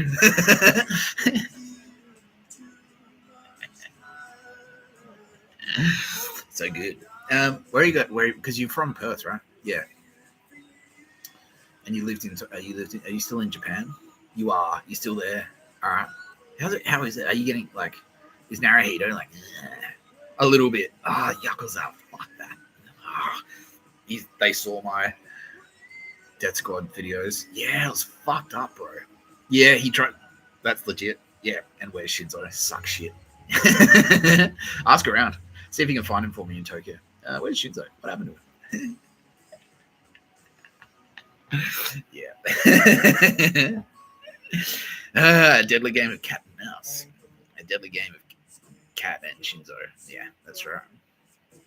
Oh, that reminds me. Yeah, Sylvia. Yeah, we'll have to work that out. Fuck. Yeah, I can't believe I forgot that. Anyway, sorry. Sylvia's like, what that be a nut? Like, yeah. Yeah, but yeah, fucking great to talk to you. Yeah, Kitty Callahan is now saying everyone in Sydney misses you so much. Tara Bennett says, please buy a provider candle. No, it's not a sales drive.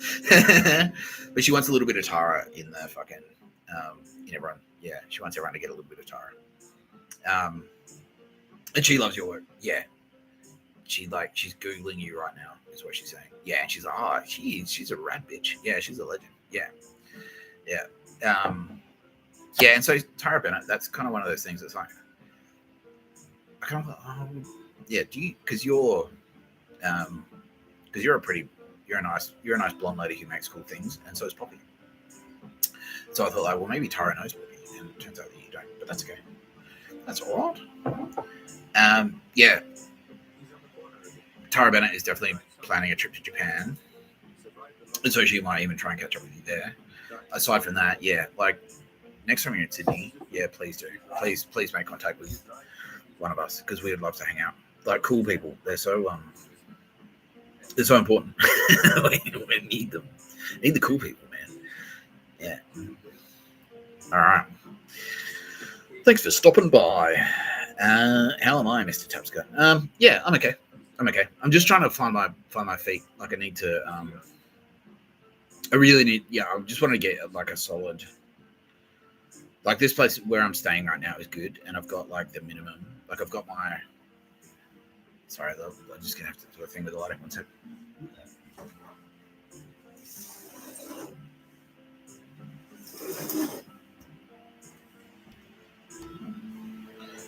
There we go. Yeah, where I'm staying right now is fine. But I need, like, I really want to get a solid place that I can just set up and set and forget, and I don't have to worry about, like, because I'm still kind of like living out of a vagabond, you know. Vagabond fucking Ninja. Do you know this movie? Ninja Scroll? Yeah. Ronin. Yeah, I'm still a hobo. So I'd really like to have like a wardrobe, you know, like my clothes and a bookshelf and a desk that I don't have to like pack down and set up again every time I move. Yeah, that'd be good. So I'd really appreciate that. So that's kind of what I'm looking forward to. But now I'm changing gears down. So it was really good to just like, it was weird. Like I got up and like I was going to an office job this morning. It felt so weird. Like I caught the train at 8:30 in the morning. It was like, I haven't done that, mate. Like I feel weird. It feels weird, like catching public transport at peak hour. Hectic, right? Yeah. Would I like to come to Japan? Is that safe to do so? My sad. Soon. Soon. Yeah, but it's like Yakuza, obviously. Like, yeah. I'd love to. I've been to Japan. I love Japan. Don't get me wrong.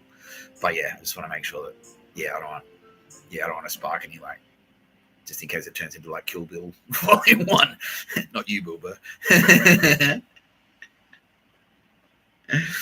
Yeah. But yeah. Okay. Now Poppy's saying like we should meet up in Paris or LA. I'm like, yeah, fuck us. We should. Yeah, that'd be sick. We should go to like a party or a festival. Yeah, that'd be awesome. All right. Pencil it in. Poppy Lissaman and Andre. No, Harrow. Sorry. Harrow Kennedy. All right, legends. Thank you. Thanks for stopping by. You're watching No Pictures of Voter podcast by Mr. Tapscott. I'm Mr. Tapscott. Here we go. There was another 22 minutes. Turbo Babe Sylvia Jeffreys is now saying, please talk about me. Mr. Tapscott now. Oh, thank you, Sylvia. Don't tell Tara. She's like, Tara wants it.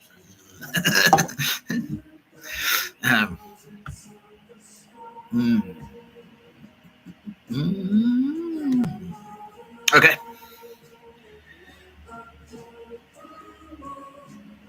It's time to go deep in a creepy way. That's Sylvia's words. She's like the creepiest way. In the same way, this is Sylvia.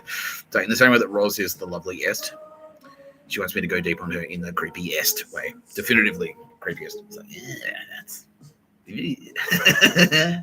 I'm happy to oblige, Miss Jeffreys.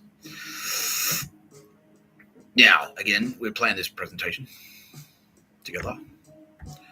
Sylvia is one of my favorite Turbo Babe. She's the best one. I love her deeply. Because she does stuff like this. This is her. That was her idea. The moon. Yeah.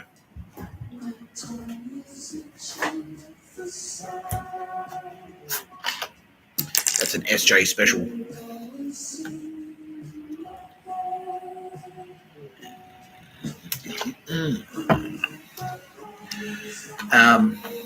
Yeah.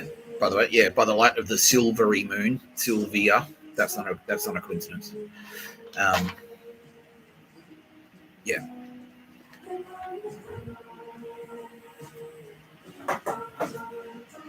Yeah. She put that up there. When did you put that up there, Sylvia? Yeah, like about 100 million universes ago, decided that the moon would be a good idea.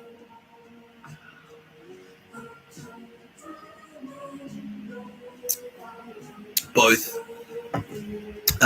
because we needed a nightlight, and also as like a calendar type thing. So see the cycles of the moon. Yeah, for girls, a calendar for girls is what she's saying. Yeah, and that's why the idea that periods are kind of timed around the lunar cycles, that's not an accident either.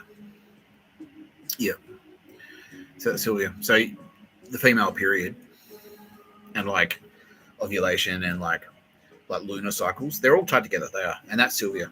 That's like, okay, there's going to be like girls are going to have a party time and a quiet time and an up time and a down time, and a time when they're really horny. That's what she's saying. Like, yeah. So that's the thing is, I've said that she likes orgies. That's what she is. She's a party girl. She's a party girl. She fucking loves it. She loves, yeah, she loves it. That's her thing. Which is why Tara Bennett and Sylvia Jeffreys are best friends. They are best friends. Because Tara Bennett is like, love. That's her thing. I want to get love down there. I want as much love to go around as possible. And who's this chick? Mr. Tapscott, check this out. This chick's down there doing cool shit. She's down there throwing parties. She's down there throwing orgies. People are hooking up all around her, left, right, and center. She's hey ladies, did you know if you shave? That's why she shaved my balls. Shave my balls. Yeah. She's like, hey ladies, like just doing this on her own. It's like, hey ladies, did you know if you shave yourself in certain areas, you put some pretty stuff on your face? Maybe it's called makeup. Who knows? Maybe put a little nice smelling stuff on you. Where you fucking wear your clothes in a certain way, dudes are more likely to want to bang you. Did you know that? And Tara Bennett sees this and goes like, holy shit, she's fucking awesome. She's fucking awesome, Mr. Tapscott. And I'm like, I can't argue with that. Tara Bennett thinks it's Sylvia Jeffreys. Like, it's Sylvia Jeffreys. Yeah. So yeah. So Tara Bennett is just like, yeah, nah, she's my best friend. Hello. What the fuck? Yeah. Yeah. So lunar cycles, the moon. Yeah. So the moon isn't just like a party nightlight, although that's what it is too. It's got a few functions. It's also like, yeah, a calendar, and the lunar cycles, like it does it like the cycle of ovulation and the cycles of the moon are connected very intentionally, and that was their plan together. They did. It's like, let's sync them up. We'll put a thing up there. Yeah, Sylvia's idea. It's like, well, let's put a thing up there. Like, let girls know, and dudes as well. So, okay, full moon's coming up. Lads, get ready. You going in, because now's the time. Like, set your date. Like, I was like, big date night coming up. The moon. Yeah, full moon, big date night. That's it. Yeah, date night. That's it. That's what it is. That's what it is.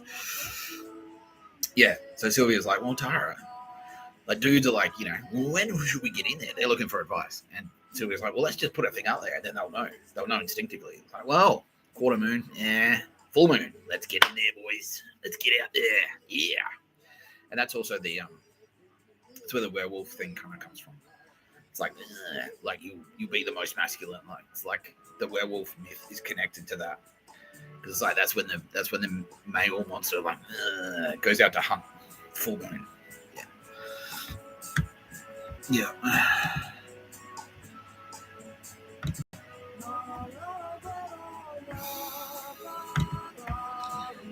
Yeah.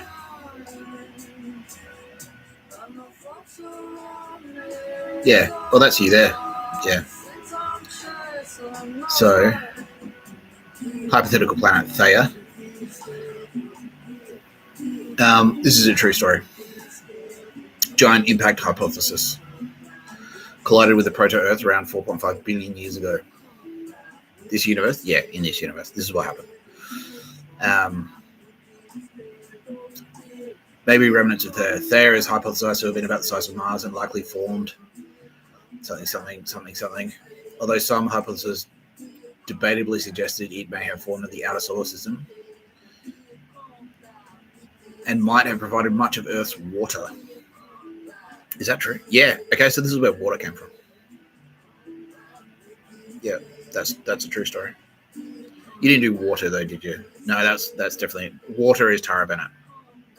This is where the moon and water came from, which is why, and that's that right there.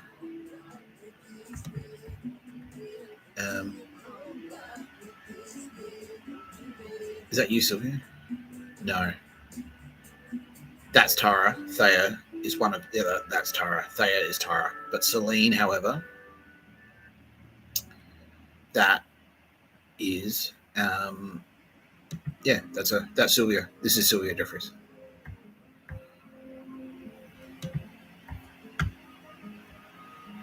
Goddess and personification of the moon. Pretty cool. Sister of sun god Helios. That's me. I'm the sun god. So she's my sister. This is what I'm trying to communicate to everyone. It's like, no, Tara Bennett is Mr. Tapscott. Tara Bennett, we're a thing. And then Sylvia Jeffreys is like my best friend. She's my best friend. She's my miso's best friend and my sister. That's how I look at it. Like, no. And that's why I say it on the podcast. Like, we're brothers and sisters. We are. And so that's why Sylvia is my sister. She's the sister of Helios. That's me. I'm the sun god. Some big fucking energy. Big energy. That's me. And then Sylvia, my sister. My sister, the moon.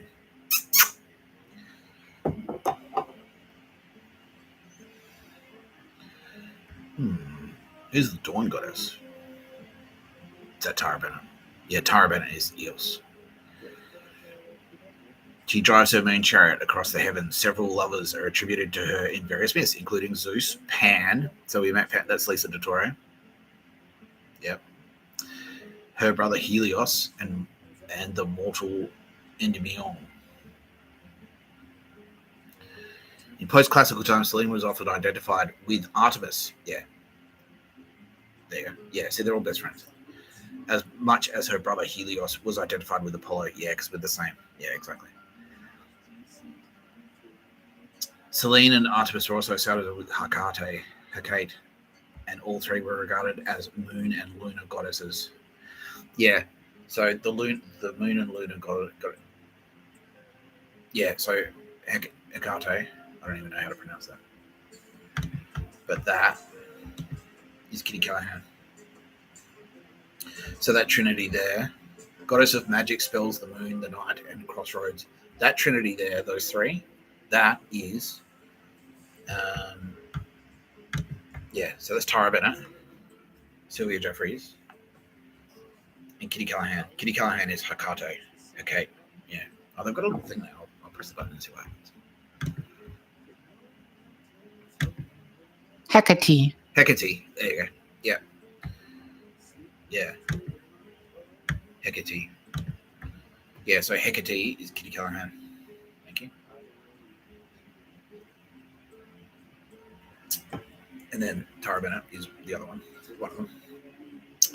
And another one is Sylvia. Now, look down there. Animals. So I was going to do this later in the presentation, but that's okay. This is cool too. Symbol.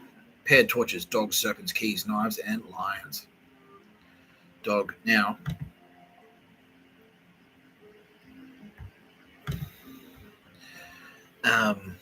yeah. So, dogs love to howl at the moon and stuff. That's because Sylvia Jeffreys, the god, did did dogs. That's Sylvia did that. Sylvia did domestic dogs. She's like, it's cool. Humans are cool, but we've always got room for more best friends, right? She's like, yes, let's do a thing. Yeah.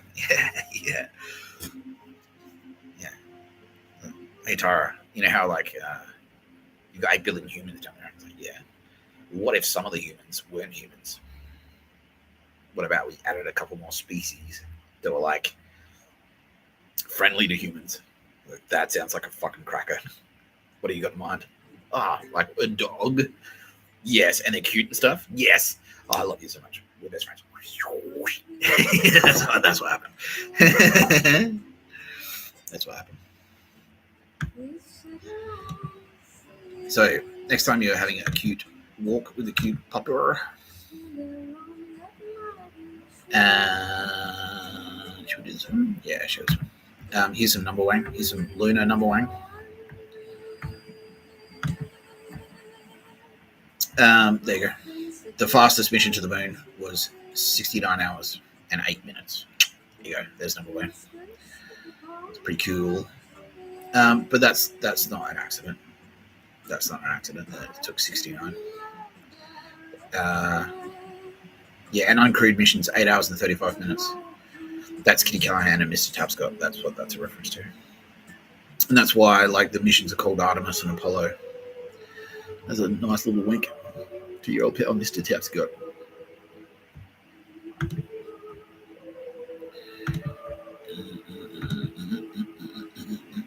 Now, I've mentioned this as well.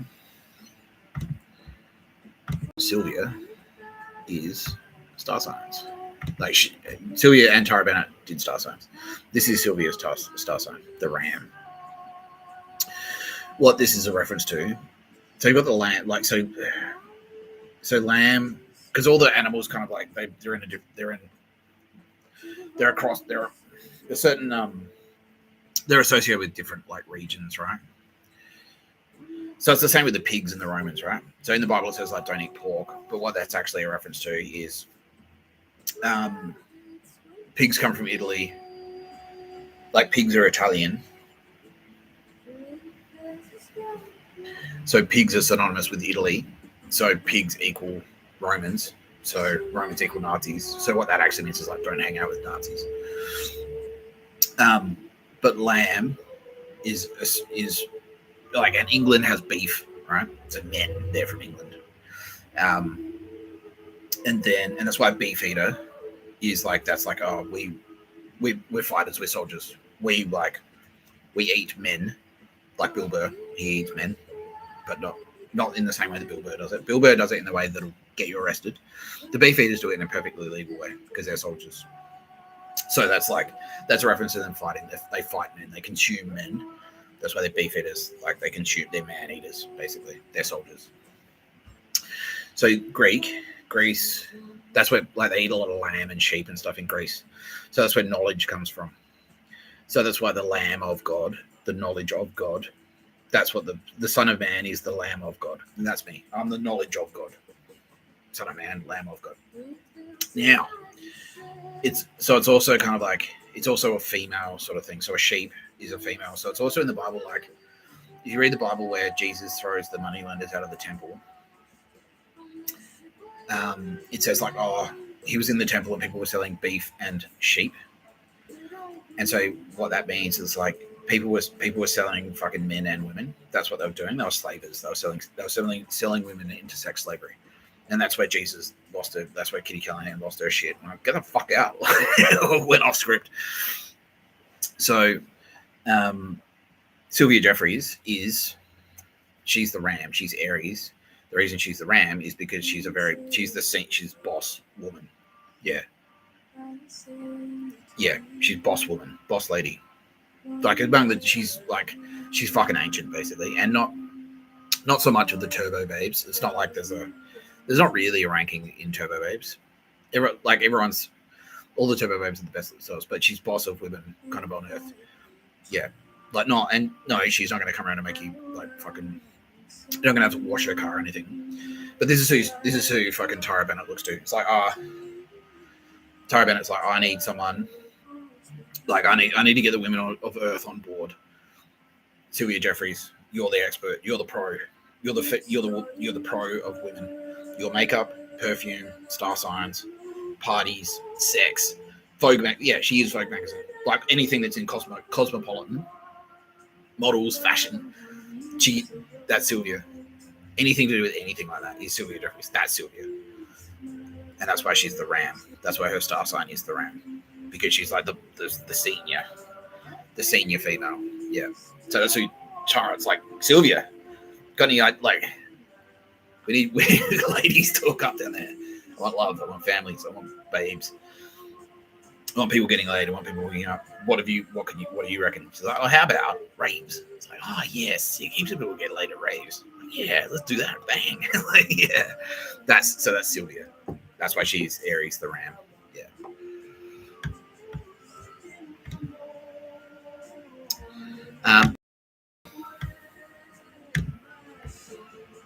They're in there together.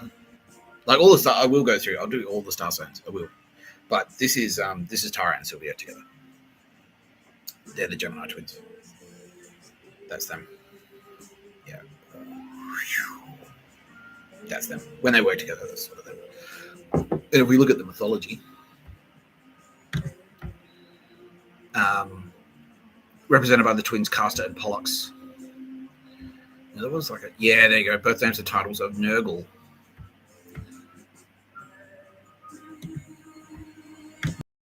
And this is Nurgle.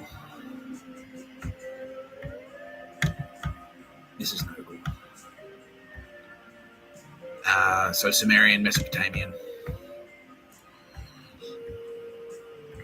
God worship through all periods of Mesopotamian history.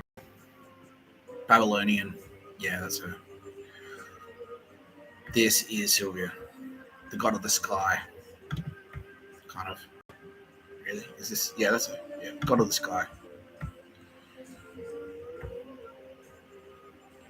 So I'm sort of saying that like women are up and men are down, right? So I'm the boss of under. Like if you go down to hell. But if you go up, you go to heaven.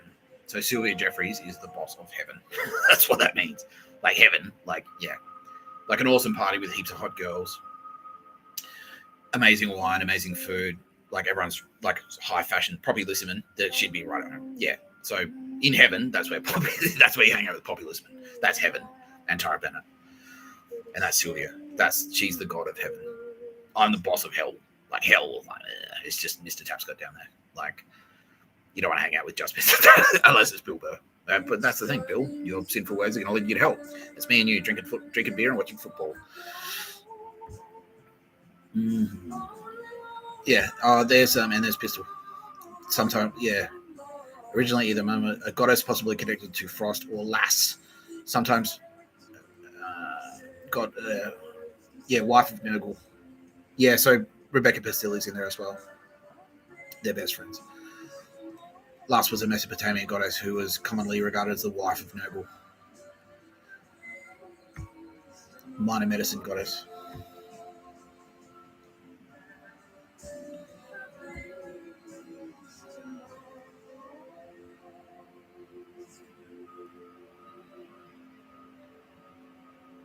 Yeah. Cool.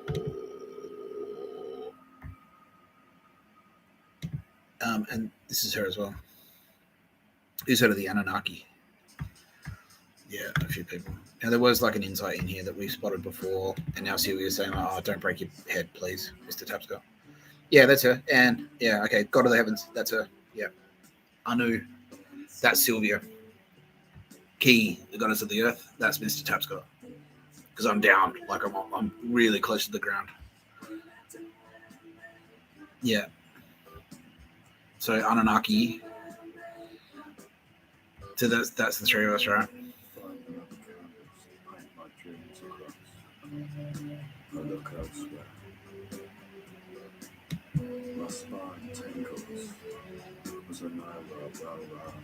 Seven gods who decree. Yeah, so the four primary. Yeah, three sky gods. So that's Sarah. That's Sarah who I introduced the other day. We've got four primary. So Anu, that's Sylvia. That's Mr. Tapscott. That's Tara Bennett. And who's that one? So, that's Kitty Callahan. Yeah. So that's the four. That's it. And then three sky gods. You got Sarah. That's Rebecca Pistilli. And that, who's that? That's Lisa Dottore. Yeah, there you go. So that's how it breaks down. So that's why Sylvia Jeffreys is like, she's the queen of heaven. That's her. Sylvia Jeffreys is the queen of heaven. She's the queen of Sydney. She is now. Sylvia Jeffreys can go anywhere in Sydney. Like, so if you haven't figured it out yet, Sydney is heaven. Like the good Sydney. That's what I'm doing. So if you read the Bible, like the Garden of Eden, like the Old Testament, I got thrown out of heaven. I threw myself out. Satan got thrown out of heaven. That was me throwing myself out of Sydney. I had to get out of Sydney and I got locked out. Sylvia Jeffreys is the queen of heaven. That's her. Because and it's like that now. Like Sylvia Jeffreys can go anywhere in town. She's got a credit card. She's got cash. She's famous. She's pretty. She's blonde. She can do whatever the fuck she wants, right? Got a huge rock on her thing. She can do whatever the fuck she wants. Sylvia Jeffreys. Anywhere she goes, she's boss lady, right? Yeah, that's it. That's her. She's queen of heaven. That's how that plays out. Me, because I went to jail, the king of hell. Yeah. Yeah.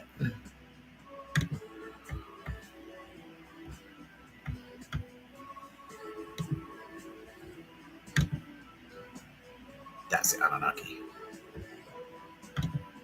Yeah, so that's us. That's us four. Yeah. So that's where Anunnaki come from.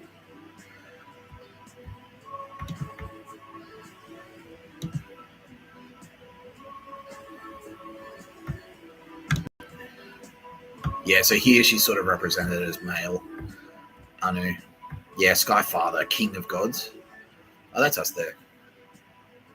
Oh, that's right. Yeah. No, so Anu, she's actually, yeah, she's the king of gods, but she's actually like what that, it's a slight, yeah, it's a slight mistranslation there. So she's, Skyfather is actually me, that's Zeus. But Anu, king of gods, is actually means, because she lives in heaven, so she's boss. King has been misinterpreted there. So she's it's not king, it's boss, and it's not gods, it's heaven. So she's boss of heaven. She's the queen of heaven. That's yeah, exactly. I know that's her. That's her, the queen of heaven. She's the queen of Sydney, which is heaven, abode heaven. Yeah. But Skyfather, that's us. That's me and Sylvia hanging out. Yeah. Jupiter. So that's Jupiter, and that's Sylvia, the sky god. The concept is complementary to an Earth Mother. Yeah. So Tara Bennett is Earth Mother.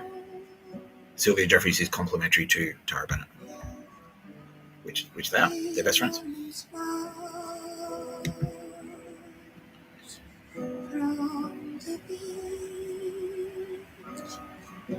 How do we get here?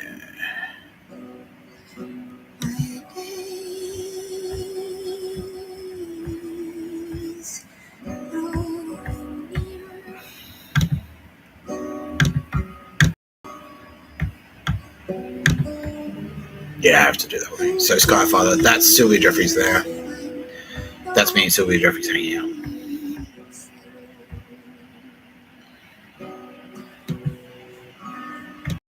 This is her. This is her in Greek mythology. Figure from Greek mythology with varying mythological roles. Mainly appears as a sea nymph, a goddess of water, one of the 50 Nereids, daughters of the ancient sea god Nereus. So yeah, she's associated with water because she's associated with achievement. Like I've been saying, Sylvia Jeffreys fucking loves celebrities. She loves being famous. So water equals achievement. If you work your way up, like if you achieve a bunch of stuff, you'll be a celebrity. If you win a bunch of Grammys or Oscars, if you're Taylor Swift and you win like a bunch of fucking, really, it's like a bunch of like hit records, that's water. So Taylor Swift is like water king. Like she's amazing. You know what I mean? Like she's in the water. That's spring water, delicious, clean, clear water. So that's Sylvia's turf. She's like, yeah, give me the waterfalls. That's Sylvia. She's like, get me fucking in there. She loves that shit. She loves that shit. She loves the glamour. She's the rose. She loves the glamour. She loves the glitz of the red carpet. That's what she loves. That's Sylvia Jeffreys. Let's cross the live. Not right now, but yeah, that's her. That's Sylvia. Yeah, she loves that shit. She loves celebrities. Yeah, Grammys, movies, nightclubs, that stuff, restaurants. Russell Crowe, I'm sure. She's like, yeah, Russell Crowe. Yeah, Russell Crowe. Woo! Yeah, loves that shit. Loves it. All of that gear. Disco. That's her. Yeah, disco music. That's her for sure. Big time. Saturday Night Fever. The Bee Gees. Yeah, Roz, that's your era. Bee Gees. He's like, well, I am partial to the Bee Gees. Fun fact.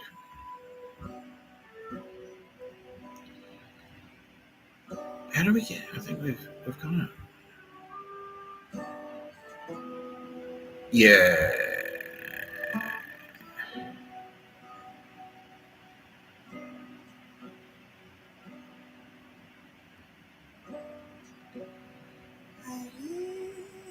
Okay, so she's right in there. So basically, somewhere it says, maybe it's not this one. Somewhere it says that she is the children. Yeah. So this is the mother of Achilles. That's her. That's the mother of Achilles, and that's where remember that story. And she dipped. This is the lady that dipped Achilles in the river. The river Styx. Dipped Achilles in the river, pulled him out. His heels were dry, and this is important to what's happening right now. Actually, his heels were dry, like her where she grabbed him by the heels.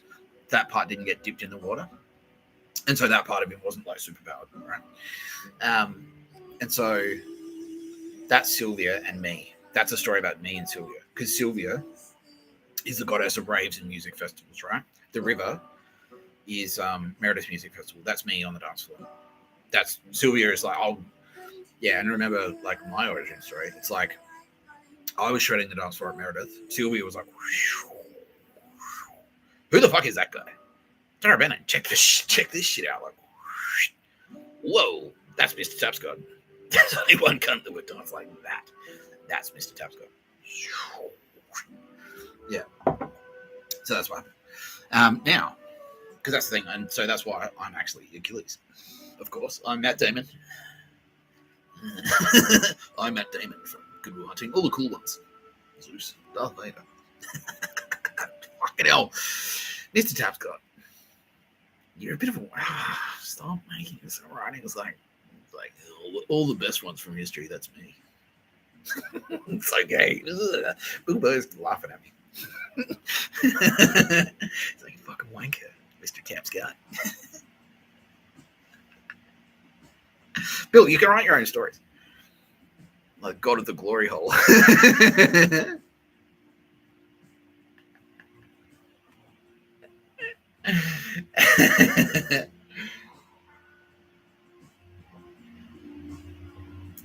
Anyway, the reason my heels are my weak point. And what have I been talking about this episode? It's like, I need fucking money. I need a job. That's my weak point. My feet. My work. That's how you fuck me. That's how you fuck me over. Fire me. That's how I keep getting fucked over. So that was Achilles' heel. Me getting fired. It's like, okay, I only have one vulnerability, and that's getting fired. And that's why it's fucking happening. Yeah. That's where that comes from. So Sylvia Jeffreys, I'll dip this guy in the fucking river in Styx, which is Aldous Harding. Aldous Harding is the river Styx, which is Meredith's Music Festival, because that's Aldous Harding. That's her territory. And so Sylvia Jeffreys is like, get on the dance floor, Mr. Tapscott. That's her dipping me in the river. He's like, this guy's got superpowers. He can tread the D floor. He's only got one weakness, and that's if we keep fucking firing him. And that's what I've been talking about in this fucking episode. See? Boing! There's me, really quickly. I don't need to talk about that, but yeah. Now, actually, yeah, we can linger here a little bit. He was cool and awesome and the coolest and the best one and funny and smart and the coolest one. No, but it is interesting because, yeah, Theseus slays the Minotaur under the gaze of Athena.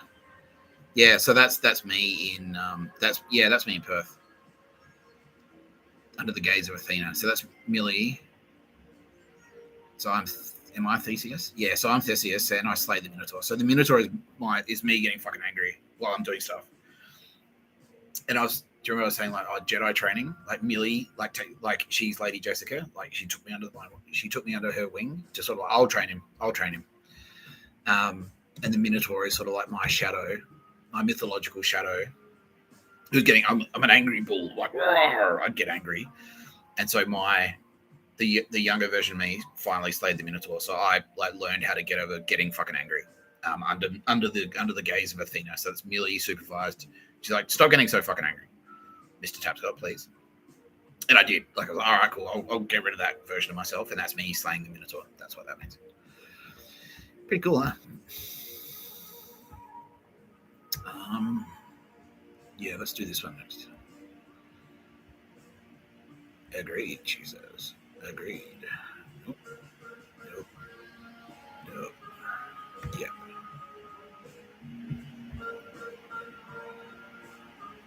Nope. Nope. Nope. Oh, yeah, that one. Now, this is her. This is Sylvia. This is one of Sylvia's shadows, the sirens. Because you know the siren song. So they're very appealing. But at the same time, if they lure you in, they'll kill you. So that's Auntie Meredith and her goons. That's kind of what that is. But it's sort of Sylvia as well. So it's the dark side of Sylvia Jeffreys. This is like dodgy bitches at fucking Meredith Music Festival. That's what that's a reference to. That's Auntie Meredith, basically. So Sylvia Jeffreys is sort of like supervising that scene. There's all the women in the scene. It's the rave women, the party women. And the sirens are the women who are like, Mr. Tapscott, come into the dance floor. They're not just talking to me, they're talking to all the sailors in the ocean, which is the salt water, right? But they lure you in and they murder you. They literally do. Fuck. That's the sirens. Like, yeah. They sing their song, lure in gullible sailors, and then kill them. And then that's literally what's happening. That's Meredith. That's Auntie Meredith. Yeah, and Sylvia's kind of like, she's a siren. She's like that sort of, she doesn't like it, but that's her shadow. She's a bad bitch as well. That's it. It's like the dark Sylvias. That's the dark Sylvia Jeffreys. That's what that is. The dark side of Sylvia. Now she's also got another dark side, which is this lady. That's her. Yeah. Medusa. That's Sylvia. Medusa is Sylvia Jeffreys. How did the story go? So her hair was made out of snakes. What does that mean? And if she looked at you, you turned to stone. So stone actually means like high quality. So if you're a stone, so it's like dust, swarm, dust. So dust is like low quality. Rock is money. Stone is like, that's what you want to be. You want to be a stone. You do. And so the story goes like Medusa, if she looked you in the eyes, you turn to stone. So what that's actually a reference to is like if Sylvia Jeffreys, if you get the attention of Sylvia Jeffreys, you'll become high quality. That's what that means. Like if you get the attention of, what I just said. Yeah, if you get the attention of Sylvia Jeffreys. So Tay, Sylvia Jeffreys looked at you and you turned to stone. She's like that. She's like, Mr. Tapscott, Tay is a legend. Tay from Channel 9. Tay is a legend. And it's like, well, she's high quality. She's a high quality broad. She's a legend. We all love it. Hey, Tay, you're a fucking legend. And also, that's Stern Lecture Sylvia. Medusa is, you've met Stern Lecture Sylvia, Tay. That's Medusa. You faced Medusa. Hair equals kind of like knowledge, right? And so snakes in her hair, she's got a lot of knowledge. And it's sort of medicinal as well. It's like the like yesterday, like me and Priscilla were saying, look, we're the two snakes. I'm the snake as well. I'm a snake. Because we've got fangs, we'll bite you and we'll inject you. So it's like, the snakes in her hair, that's Stern Lecture Sylvia. It's like, I've got opinions and knowledge. And that's like, if you kind of like, if I need to, if Stern Lecture Sylvia is her knowledge, like going and biting you, and like, that's Medusa is Stern Lecture Sylvia. And if she looks at you, you turn to stone. But it's like a good thing, right? It's a bit of a switcheroo. So it's kind of like, if Stern Lecture Sylvia gives you a Stern Lecture, it's a good thing. It's medicinal. So it's actually like a bit of a switcheroo. But that's how the mythology sort of like plays there. Yeah. Pretty interesting shit, eh? Pretty interesting shit.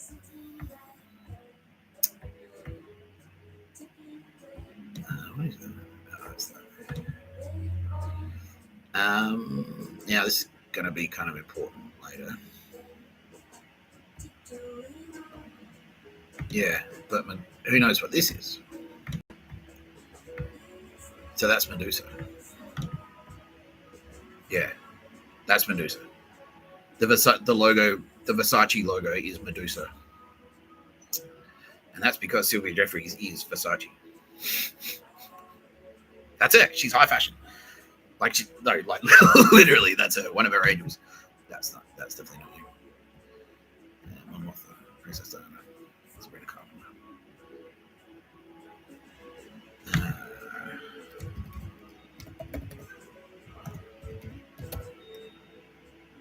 Yeah, Gianni Versace.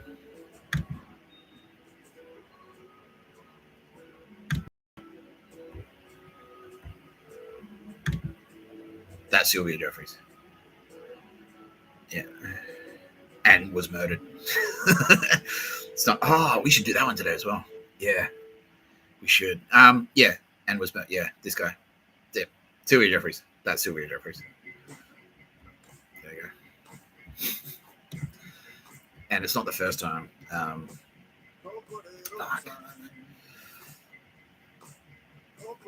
Oh.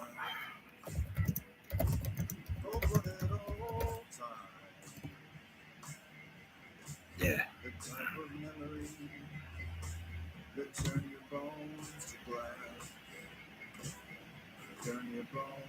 There she is.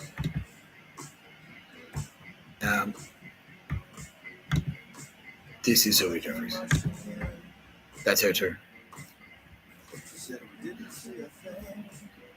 Did you know that's Sylvia? No, fuck. That's Sylvia Jeffreys getting an education. How you doing? You feeling all right? No, she's got a blood nose. That's you. Yeah, that is you. Yeah, you're yeah. You're very social. You are. You're very popular. You pop up a bunch of times. You do. Yeah, you do. That's you. Yeah, and that's what happened. Like, so that's why. What happened straight after she died? What happened straight after she was executed? France went to shit.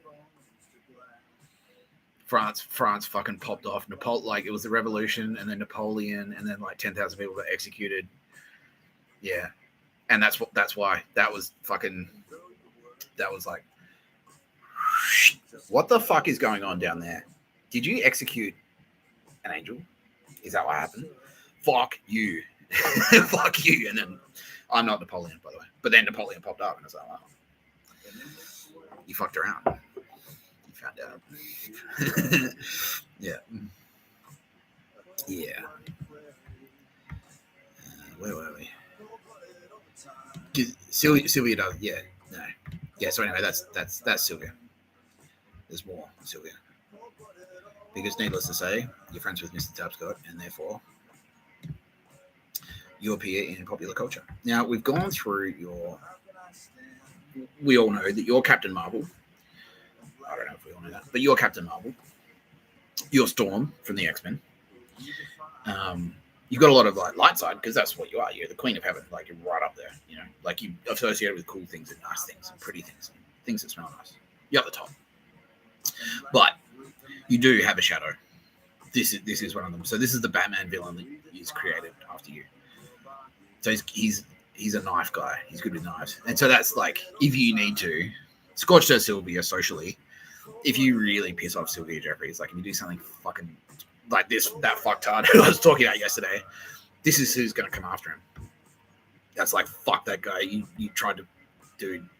You fucked around with Tara Bennett. You're fucked, and this is who will come after you in the Batman universe. Like this guy, the knife.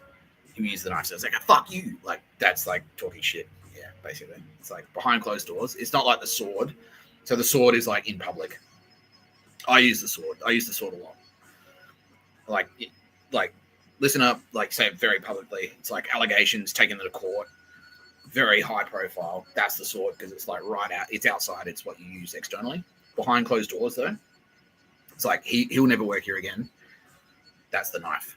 That's what that is. And so that's what you're skillful with. You're the knife guy. You're very good with knives, Sylvia. Yeah.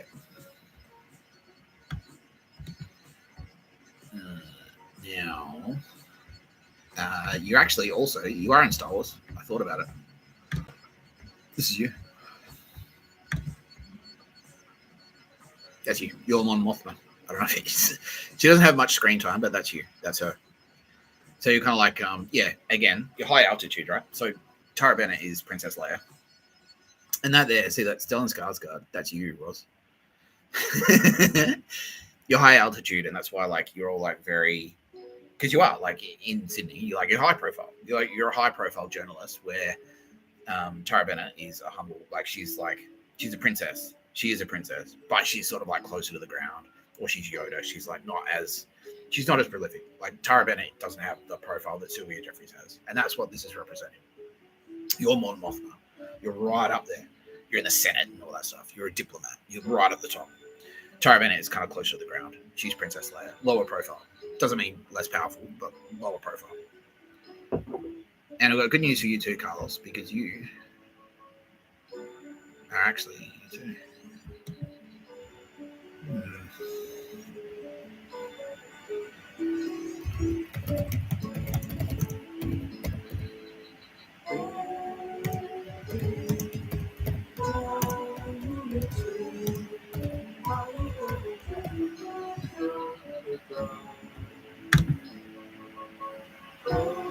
Let me find you. There you are. That's Carlos. That's you, Carlos. There, with Sylvia, standing next to Sylvia Jeffreys. Cal Stefanovic. You're in Return of the Jedi. He's like, yeah, I made it. Yeah, I'm in there. Fucking sick. Yeah. Now, this is where people are going to start fucking shitting their pants, I think. Now, Sylvia, you can be in two places at once. It's not impossible.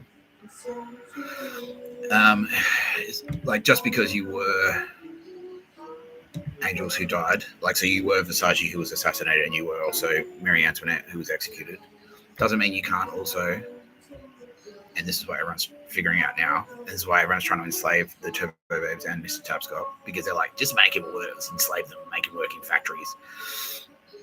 So you have angels alive on the face of the planet right now, and you are very high profile. You love being famous. You love being up in the air, like really visible. You love glamour. You love all that stuff. Nothing wrong with that. We love it, and that's why we love you. You're where you belong. You do what you love. Yeah, Tara Bennett is kind of more. She's like, nah, it's not. Yeah, you're the face. Yeah, now, yeah. Tara Bennett is now saying like, yeah. Tara Bennett is like the editor of the magazine, and you're the cover star. That's it. That's what she's saying. Yeah, she's like, your face is on the cover. Sylvia Jeffreys is on the cover. Tara Bennett is kind of like the publisher. Yeah, like she doesn't necessarily need to be like right up front. She's like, get Sylvia Jeffreys on the cover. You're the face girl. You're the face of this. Yeah. And that is why you may be pleased to learn that you are this lady. That's you. That is Sylvia Jeffreys, an angel. Yeah, you're also Blondie. I've revealed that to you before. So you're Sabrina Carpenter. That's you. That's why you're best friends with Tay Tay. You did this specifically so you could hang out with Taylor Swift and Katy Perry. They're your friends. Yeah, I was like, they're awesome. Let's go hang out with them. This is Cheers. Kitty Callahan says, there you go. Good. Now, I did mention fashion and I did mention magazine because you are also this lady. This is you, Sylvia. This is you. That's you. Yeah. You're like, fashion, magazines, publishing. Yeah. You love this stuff. This is you. This is right up your alley. All of this gear. Yeah. Super high profile. And we're all happy. Like, yeah, get Sylvia. You're on. Just like Rod's. Like, Sylvia. You're on fucking telly. Like, get in there. We want your face on the camera. Get in there. Right at the top. Right at the front. Red carpets. Limousines. Nightclubs. Restaurants. Magazine covers. Runway. That's you. We want you in there. Yeah. Coachella. Now, this is going to make you shit your pants, and probably the entire world as well. But there is one very special lady who was out there It was very Sylvia Jeffreys. And this is what now you remember. And I will do that today, Sylvia, Space Coast. So Space Coast Sylvia's like, don't forget to do you as well, Mr. Tapscott. Yeah. And I mentioned her. She's been part of my myth. She's part of my story. I've already mentioned her once today. Sylvia Jeffreys, this is you. That's you. You're Princess Diana. Yeah. I like that lingo. Now, if you remember me saying, yeah. So no, that's true. Yeah, that's legit. So yeah, yeah, you dipped. Yeah, you're like, all right, Mr. Tapscott, we need to make sure that the British royal family has some like fucking cool people. So you go, Prince Charles, yeah, King Charles already knows about, and so does Camilla. Yeah, King Charles and Camilla, like Will and Harry. Yeah, they both already know. Yeah, okay, cool. Yeah, they already know, so don't have to worry about that. But yeah, that's you. Yeah, yeah, you're like, because that happens. That happens. You might, yeah. Everyone out there, you might be related to a turbo babe. No, and it doesn't mean that they are turbo babes, because turbo babes can do that. They just dip in and dip out whenever they want. Yeah. So you went like, all right, Mr. Tapscott, I can see that we're going to need some quality stock in the British royal family. Allow me, by all means. And you're, hey, Charles. Yeah. Yeah. Charles is not crying. Because that's you. Yeah. And he's like, it is. Yeah. Sylvia Jeffreys, because he found out, we told him. We told him who you were. And yeah, like recently, like in the last couple of months. And then he looked it up. He's like, Sylvia Jeffreys, yeah. And he's like, he knew it straight away. Because what was happening is like Sylvia Jeffreys' Space Ghost was in there going, search your heart, King Charles. You know it to be true. And same with William and Kate. She's like, search your heart, William and Kate. You know it to be true. And then Harry just recently, because we turned Harry back. We're like, Harry, you're on the wrong side, bro. We want you to come home. Come home. And then Space Ghost went, Prince Harry, you know it to be true. So there you go. That's you. Yeah. And then you're kind of like, my work here is done. And then that was an accident, but that's true. Yeah, anyway, that's why. So yeah, you exist here and now as Sylvia Jeffreys, the TV star in Australia. Now you remember the story that I was saying that when all the Space Ghosts came in and said like, heads up, Mr. Tapscott, you are the son of David Bowie and Princess Diana. You're the king. You're the son of Princess Diana and David Bowie. And I was like, what the fuck are you talking about?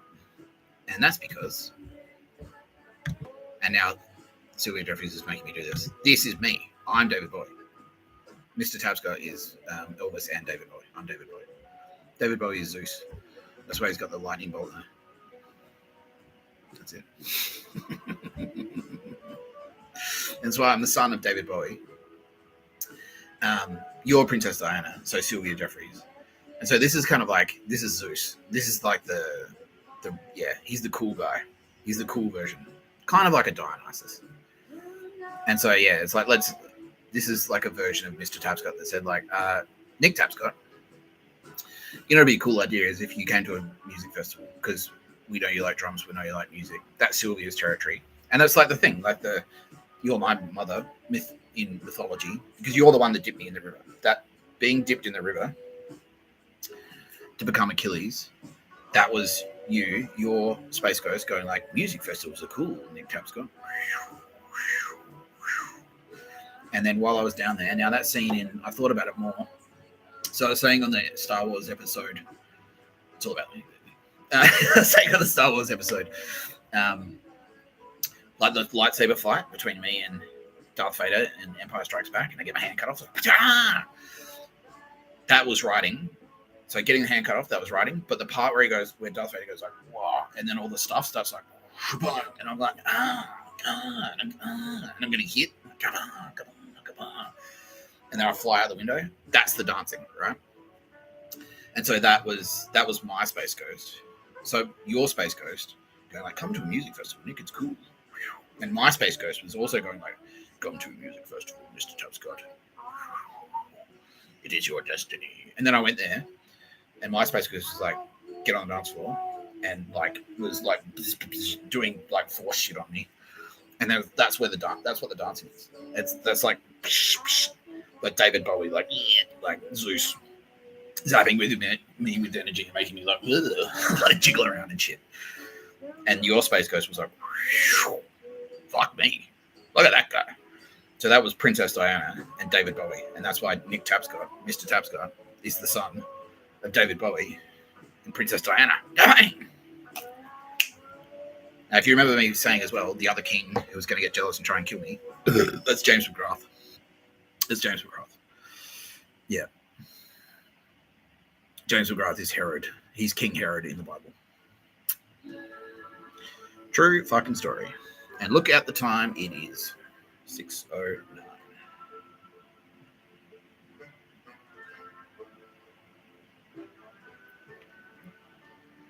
6:09.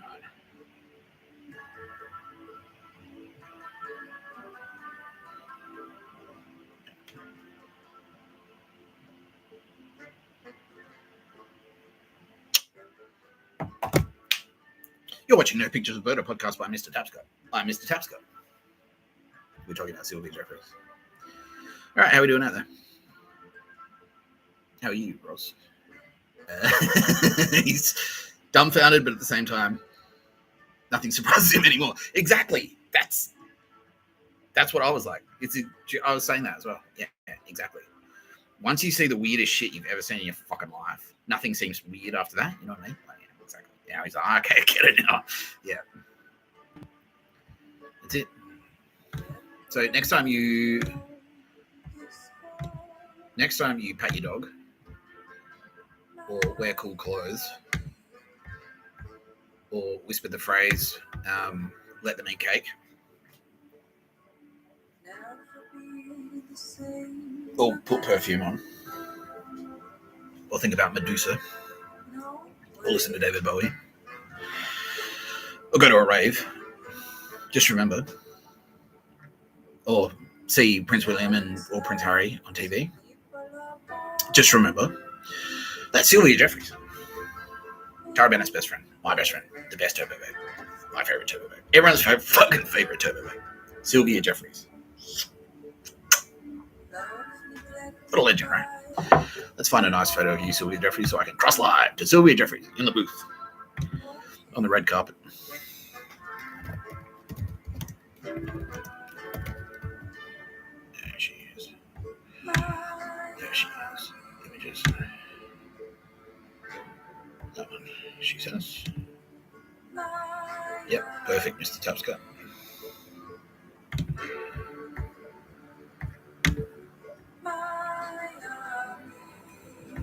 Oh, there's one that I missed. All right, let's do that.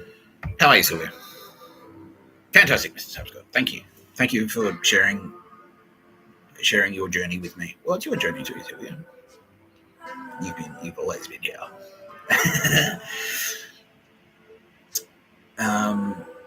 I finally feel like I'm home. Well, good. That's the idea. And you've been to Provider? You have. Oh, that's fantastic. I'm so glad to hear that. Because, yeah, Tara Bennett is your sister. She is your sister. Yep, your sisters, your best friends. Yeah. We're all best friends. You're my best friend too, Mr. Tapscott. Yeah, thank you so much, Sylvia. I do love you. You're the best one. Don't tell the rest.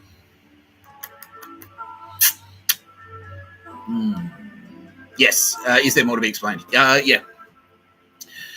Because this is a question, this is something that I talk to my Space Ghost about all the time, which is like, well, so we've got all these angels around, right? And you're saying that they're me, you're me, I'm me.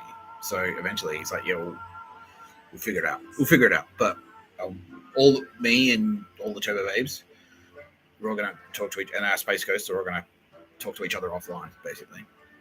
So I might not do it on the video, but we'll all kind of get together and we'll figure that out. But yeah, that's how it works. So don't forget, humans, people of Earth. And now this is Sylvia's Space Ghost talking about people of Earth. Don't forget, we love you very deeply. But we must be respected. Please don't be mean to us, like you were mean to Mr. Tapscott while he was in jail. And don't be mean to us like you're mean to Tara Bennett by making ads threatening her life, because that's not very nice. while we are angels, we are cool, we are fun, we are not toys, you have to be nice to us. Just be nice to us. Please. Please. Thank you all. Do you echo that sentiment, Sylvia Jeffreys? Yeah, exactly. Yeah. Okay. And Roz is like, yeah, cool. He's like, yeah, no, Mr. Tapscott, exactly like I said. Once you see the weirdest fucking shit you've ever seen in your life, then everything after that is just like, oh, more space magic, I guess. Like, yeah, exactly. That's why like the Vermeer painting, and everyone's like, and I'm like, whatever. Sorry, yeah, that was you, Sylvia. Like, shave your balls, Nick. Shave your balls.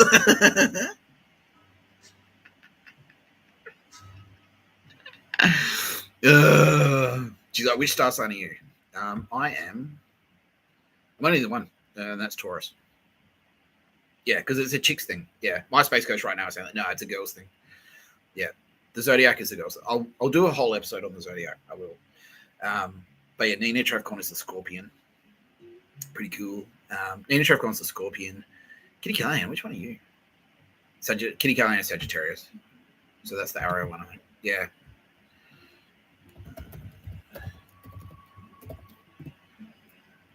Yeah, so that's Kitty Callahan, Sagittarius. Now we did one for Millie is... Which one's the lady with the scales? Which one is that? Right, so yeah, that's Kitty Callahan. Yeah. Which one? Scale, Zodiac sign. Libra, that's right. So Millie is Libra. Tara Bennett, which one are you? Oh, Tara Bennett's Aquarius. Okay, that makes sense. Yeah. Yeah, so Tara Bennett's Aquarius, which is water. So that's, yeah, okay, so that's what, yeah, Jesus Christ Superstar. This is the dawning of the age of Aquarius. It's the age of Tara Bennett. That's what that is. Yeah, so you created, you are Sabrina Carpenter, specifically.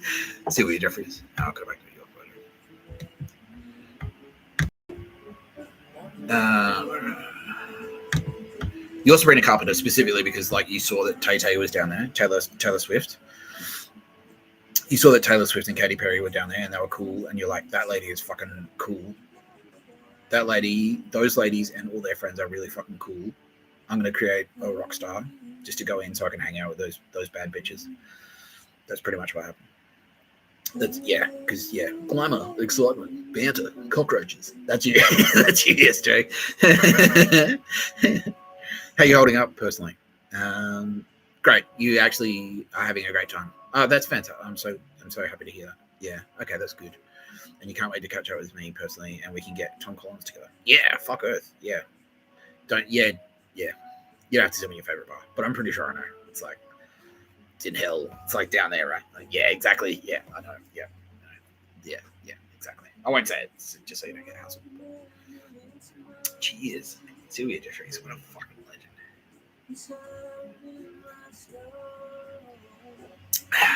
Now, there is one final thing. I have a gift. These two droids. No, something else, but you'll love it, I promise. This is a gift from you, or to you, from Tara Bennett.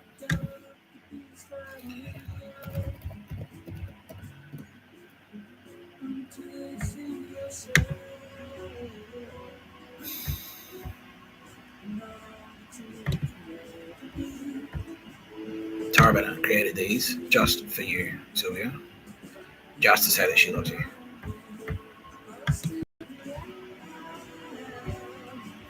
That's you. Oh, it's not you, but no, these they're for you. Tara made those. She's like, Sylvia Jeffreys is such a fucking legend that I'm going to create butterflies. Yeah. So, yeah, and now can confirm. They're saying butterflies in your stomach. That buzz that you get when you see like when a super hot girl like flirts with you, or a guy, and you're flirting with someone for the first time, you're like, oh, and you get butterflies in your stomach. That's you. So Tara Bennett is the love. She's like, whoa, whoa. She's like that warm feeling you get in your chest. The butterflies in your stomach. That's Sylvia Jeffreys saying, "You're about to get it on in heaven." Yeah, you're up in heaven. Yeah, Queen of Heaven. There you go. Isn't that nice? Isn't that nice? Now it's 6:20. I'm actually going to put off the pummeling for today because I feel like let's end on a nice note, a nice light note. This has been a nice light chicks episode, right? We spoke to Poppy Lisman, the fashion. Do you know Poppy? No, but you've Googled her since I mentioned her, and now she looks like a fucking legend, and you want to be best friends with her. Yeah, exactly. That would be the click. Oh, can you imagine? Kitty Callahan and Poppy Lisman and Sylvia Jeffreys and Tara Bennett. Damn. I'm gonna wrap it up here because I was about to do some fucking serious pummeling, but let's end on a high note for you, Sylvia Jeffreys, and you, Ross, the loveliest. There you go. How does it feel to be lovelier than Princess Diana? It's official. King Charles just confirmed. He's like, I know, Ross. Lovelier than loveliest, even next to fucking Princess Diana.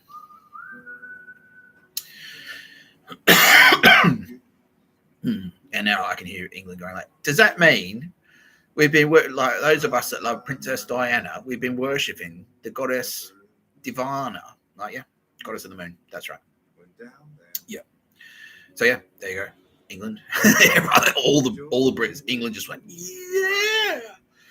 yeah. So she's a goddess, and Paris too. Yeah, but didn't work out so well for fucking Sylvia.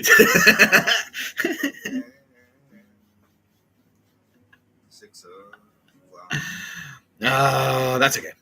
That's all right. Nah, she loves you, Paris. Of course she does. Yeah, water under the bridge, she says. Yeah.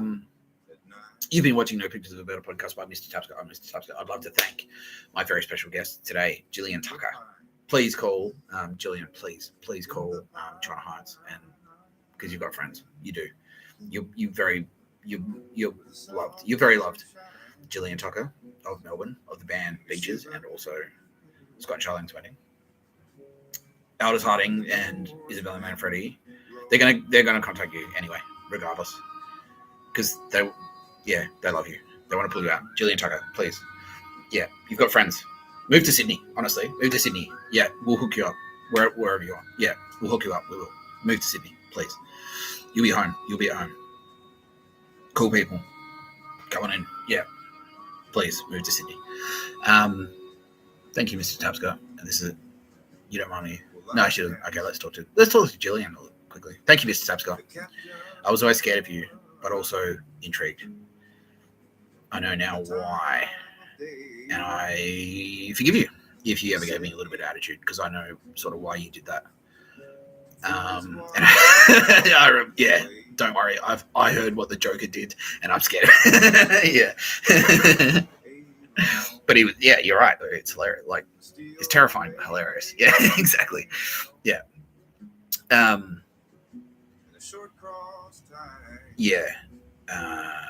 Can we catch up if I come to Sydney? Definitely. Yeah. No. Yeah. Absolutely. Yeah. I want to. Like, I just can't. I'm not quite. What I'm doing right now is just sort of like my people, my professional people, like my AFP and Mossad contacts and stuff. They're sort of like reacclimatizing me because they don't want me to go to like a fancy, classy dinner. And it's like, oh, who's this drunk again? Bye-bye. Do any psycho stuff. So they're just sort of like reacclimatizing me. And then once I'm kind of like back in, not in cop zone, not with a cop head. Oh, Bill Burr, shout out. This is a present. This is a dog shit email for you, Bill Burr. From Kitty Callahan. I hope you're having a gay time. A golden gay time, Bill Burr. Kitty Callahan, that was her. That's Kitty Callahan. She's like, do that. Get those. Joe. Tell Bill Burr he's gay. So, yeah. Anyway, Gillian Tucker. So I'm just kind of like reacclimatizing socially, and then once I'm kind of like got a bit of equilibrium again, and I'm not a fucking psycho, they'll put me gently like reintroduce me to the wild, the society. And once that happens, yeah, fuck yeah, like gigs and stuff. Yeah, fucking. Do you know Edward and Nina? You do. Yeah, they love you. They love you. They fucking love you.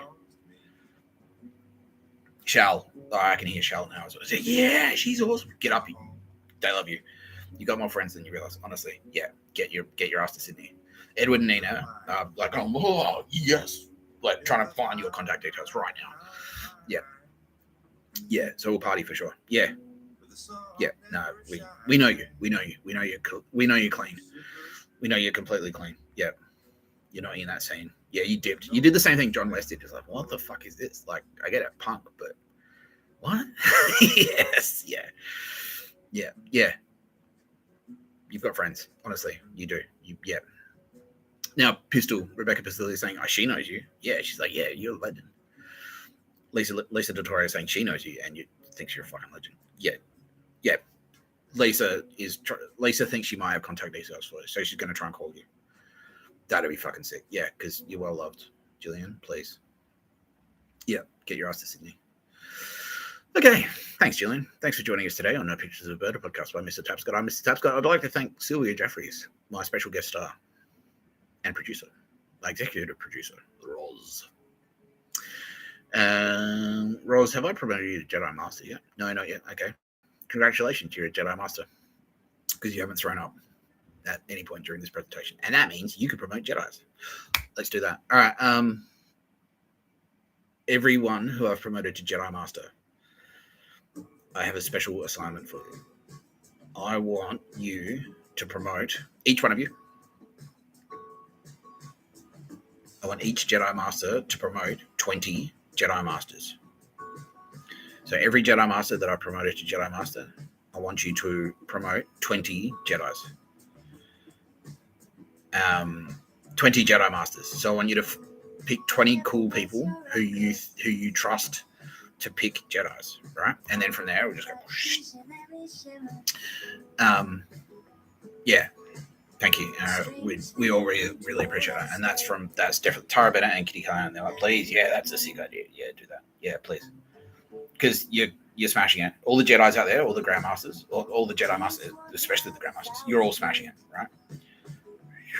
So if you're a Jedi Master, we want you to promote 20 other Jedi Masters. And then hopefully, in no time, we'll have Jedis. Like, we'll have a shit ton of Jedis.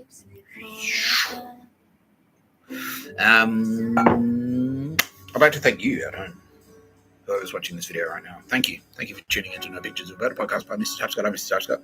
Quick reminder, I'm looking for sponsors. I'm looking for work. Get in touch.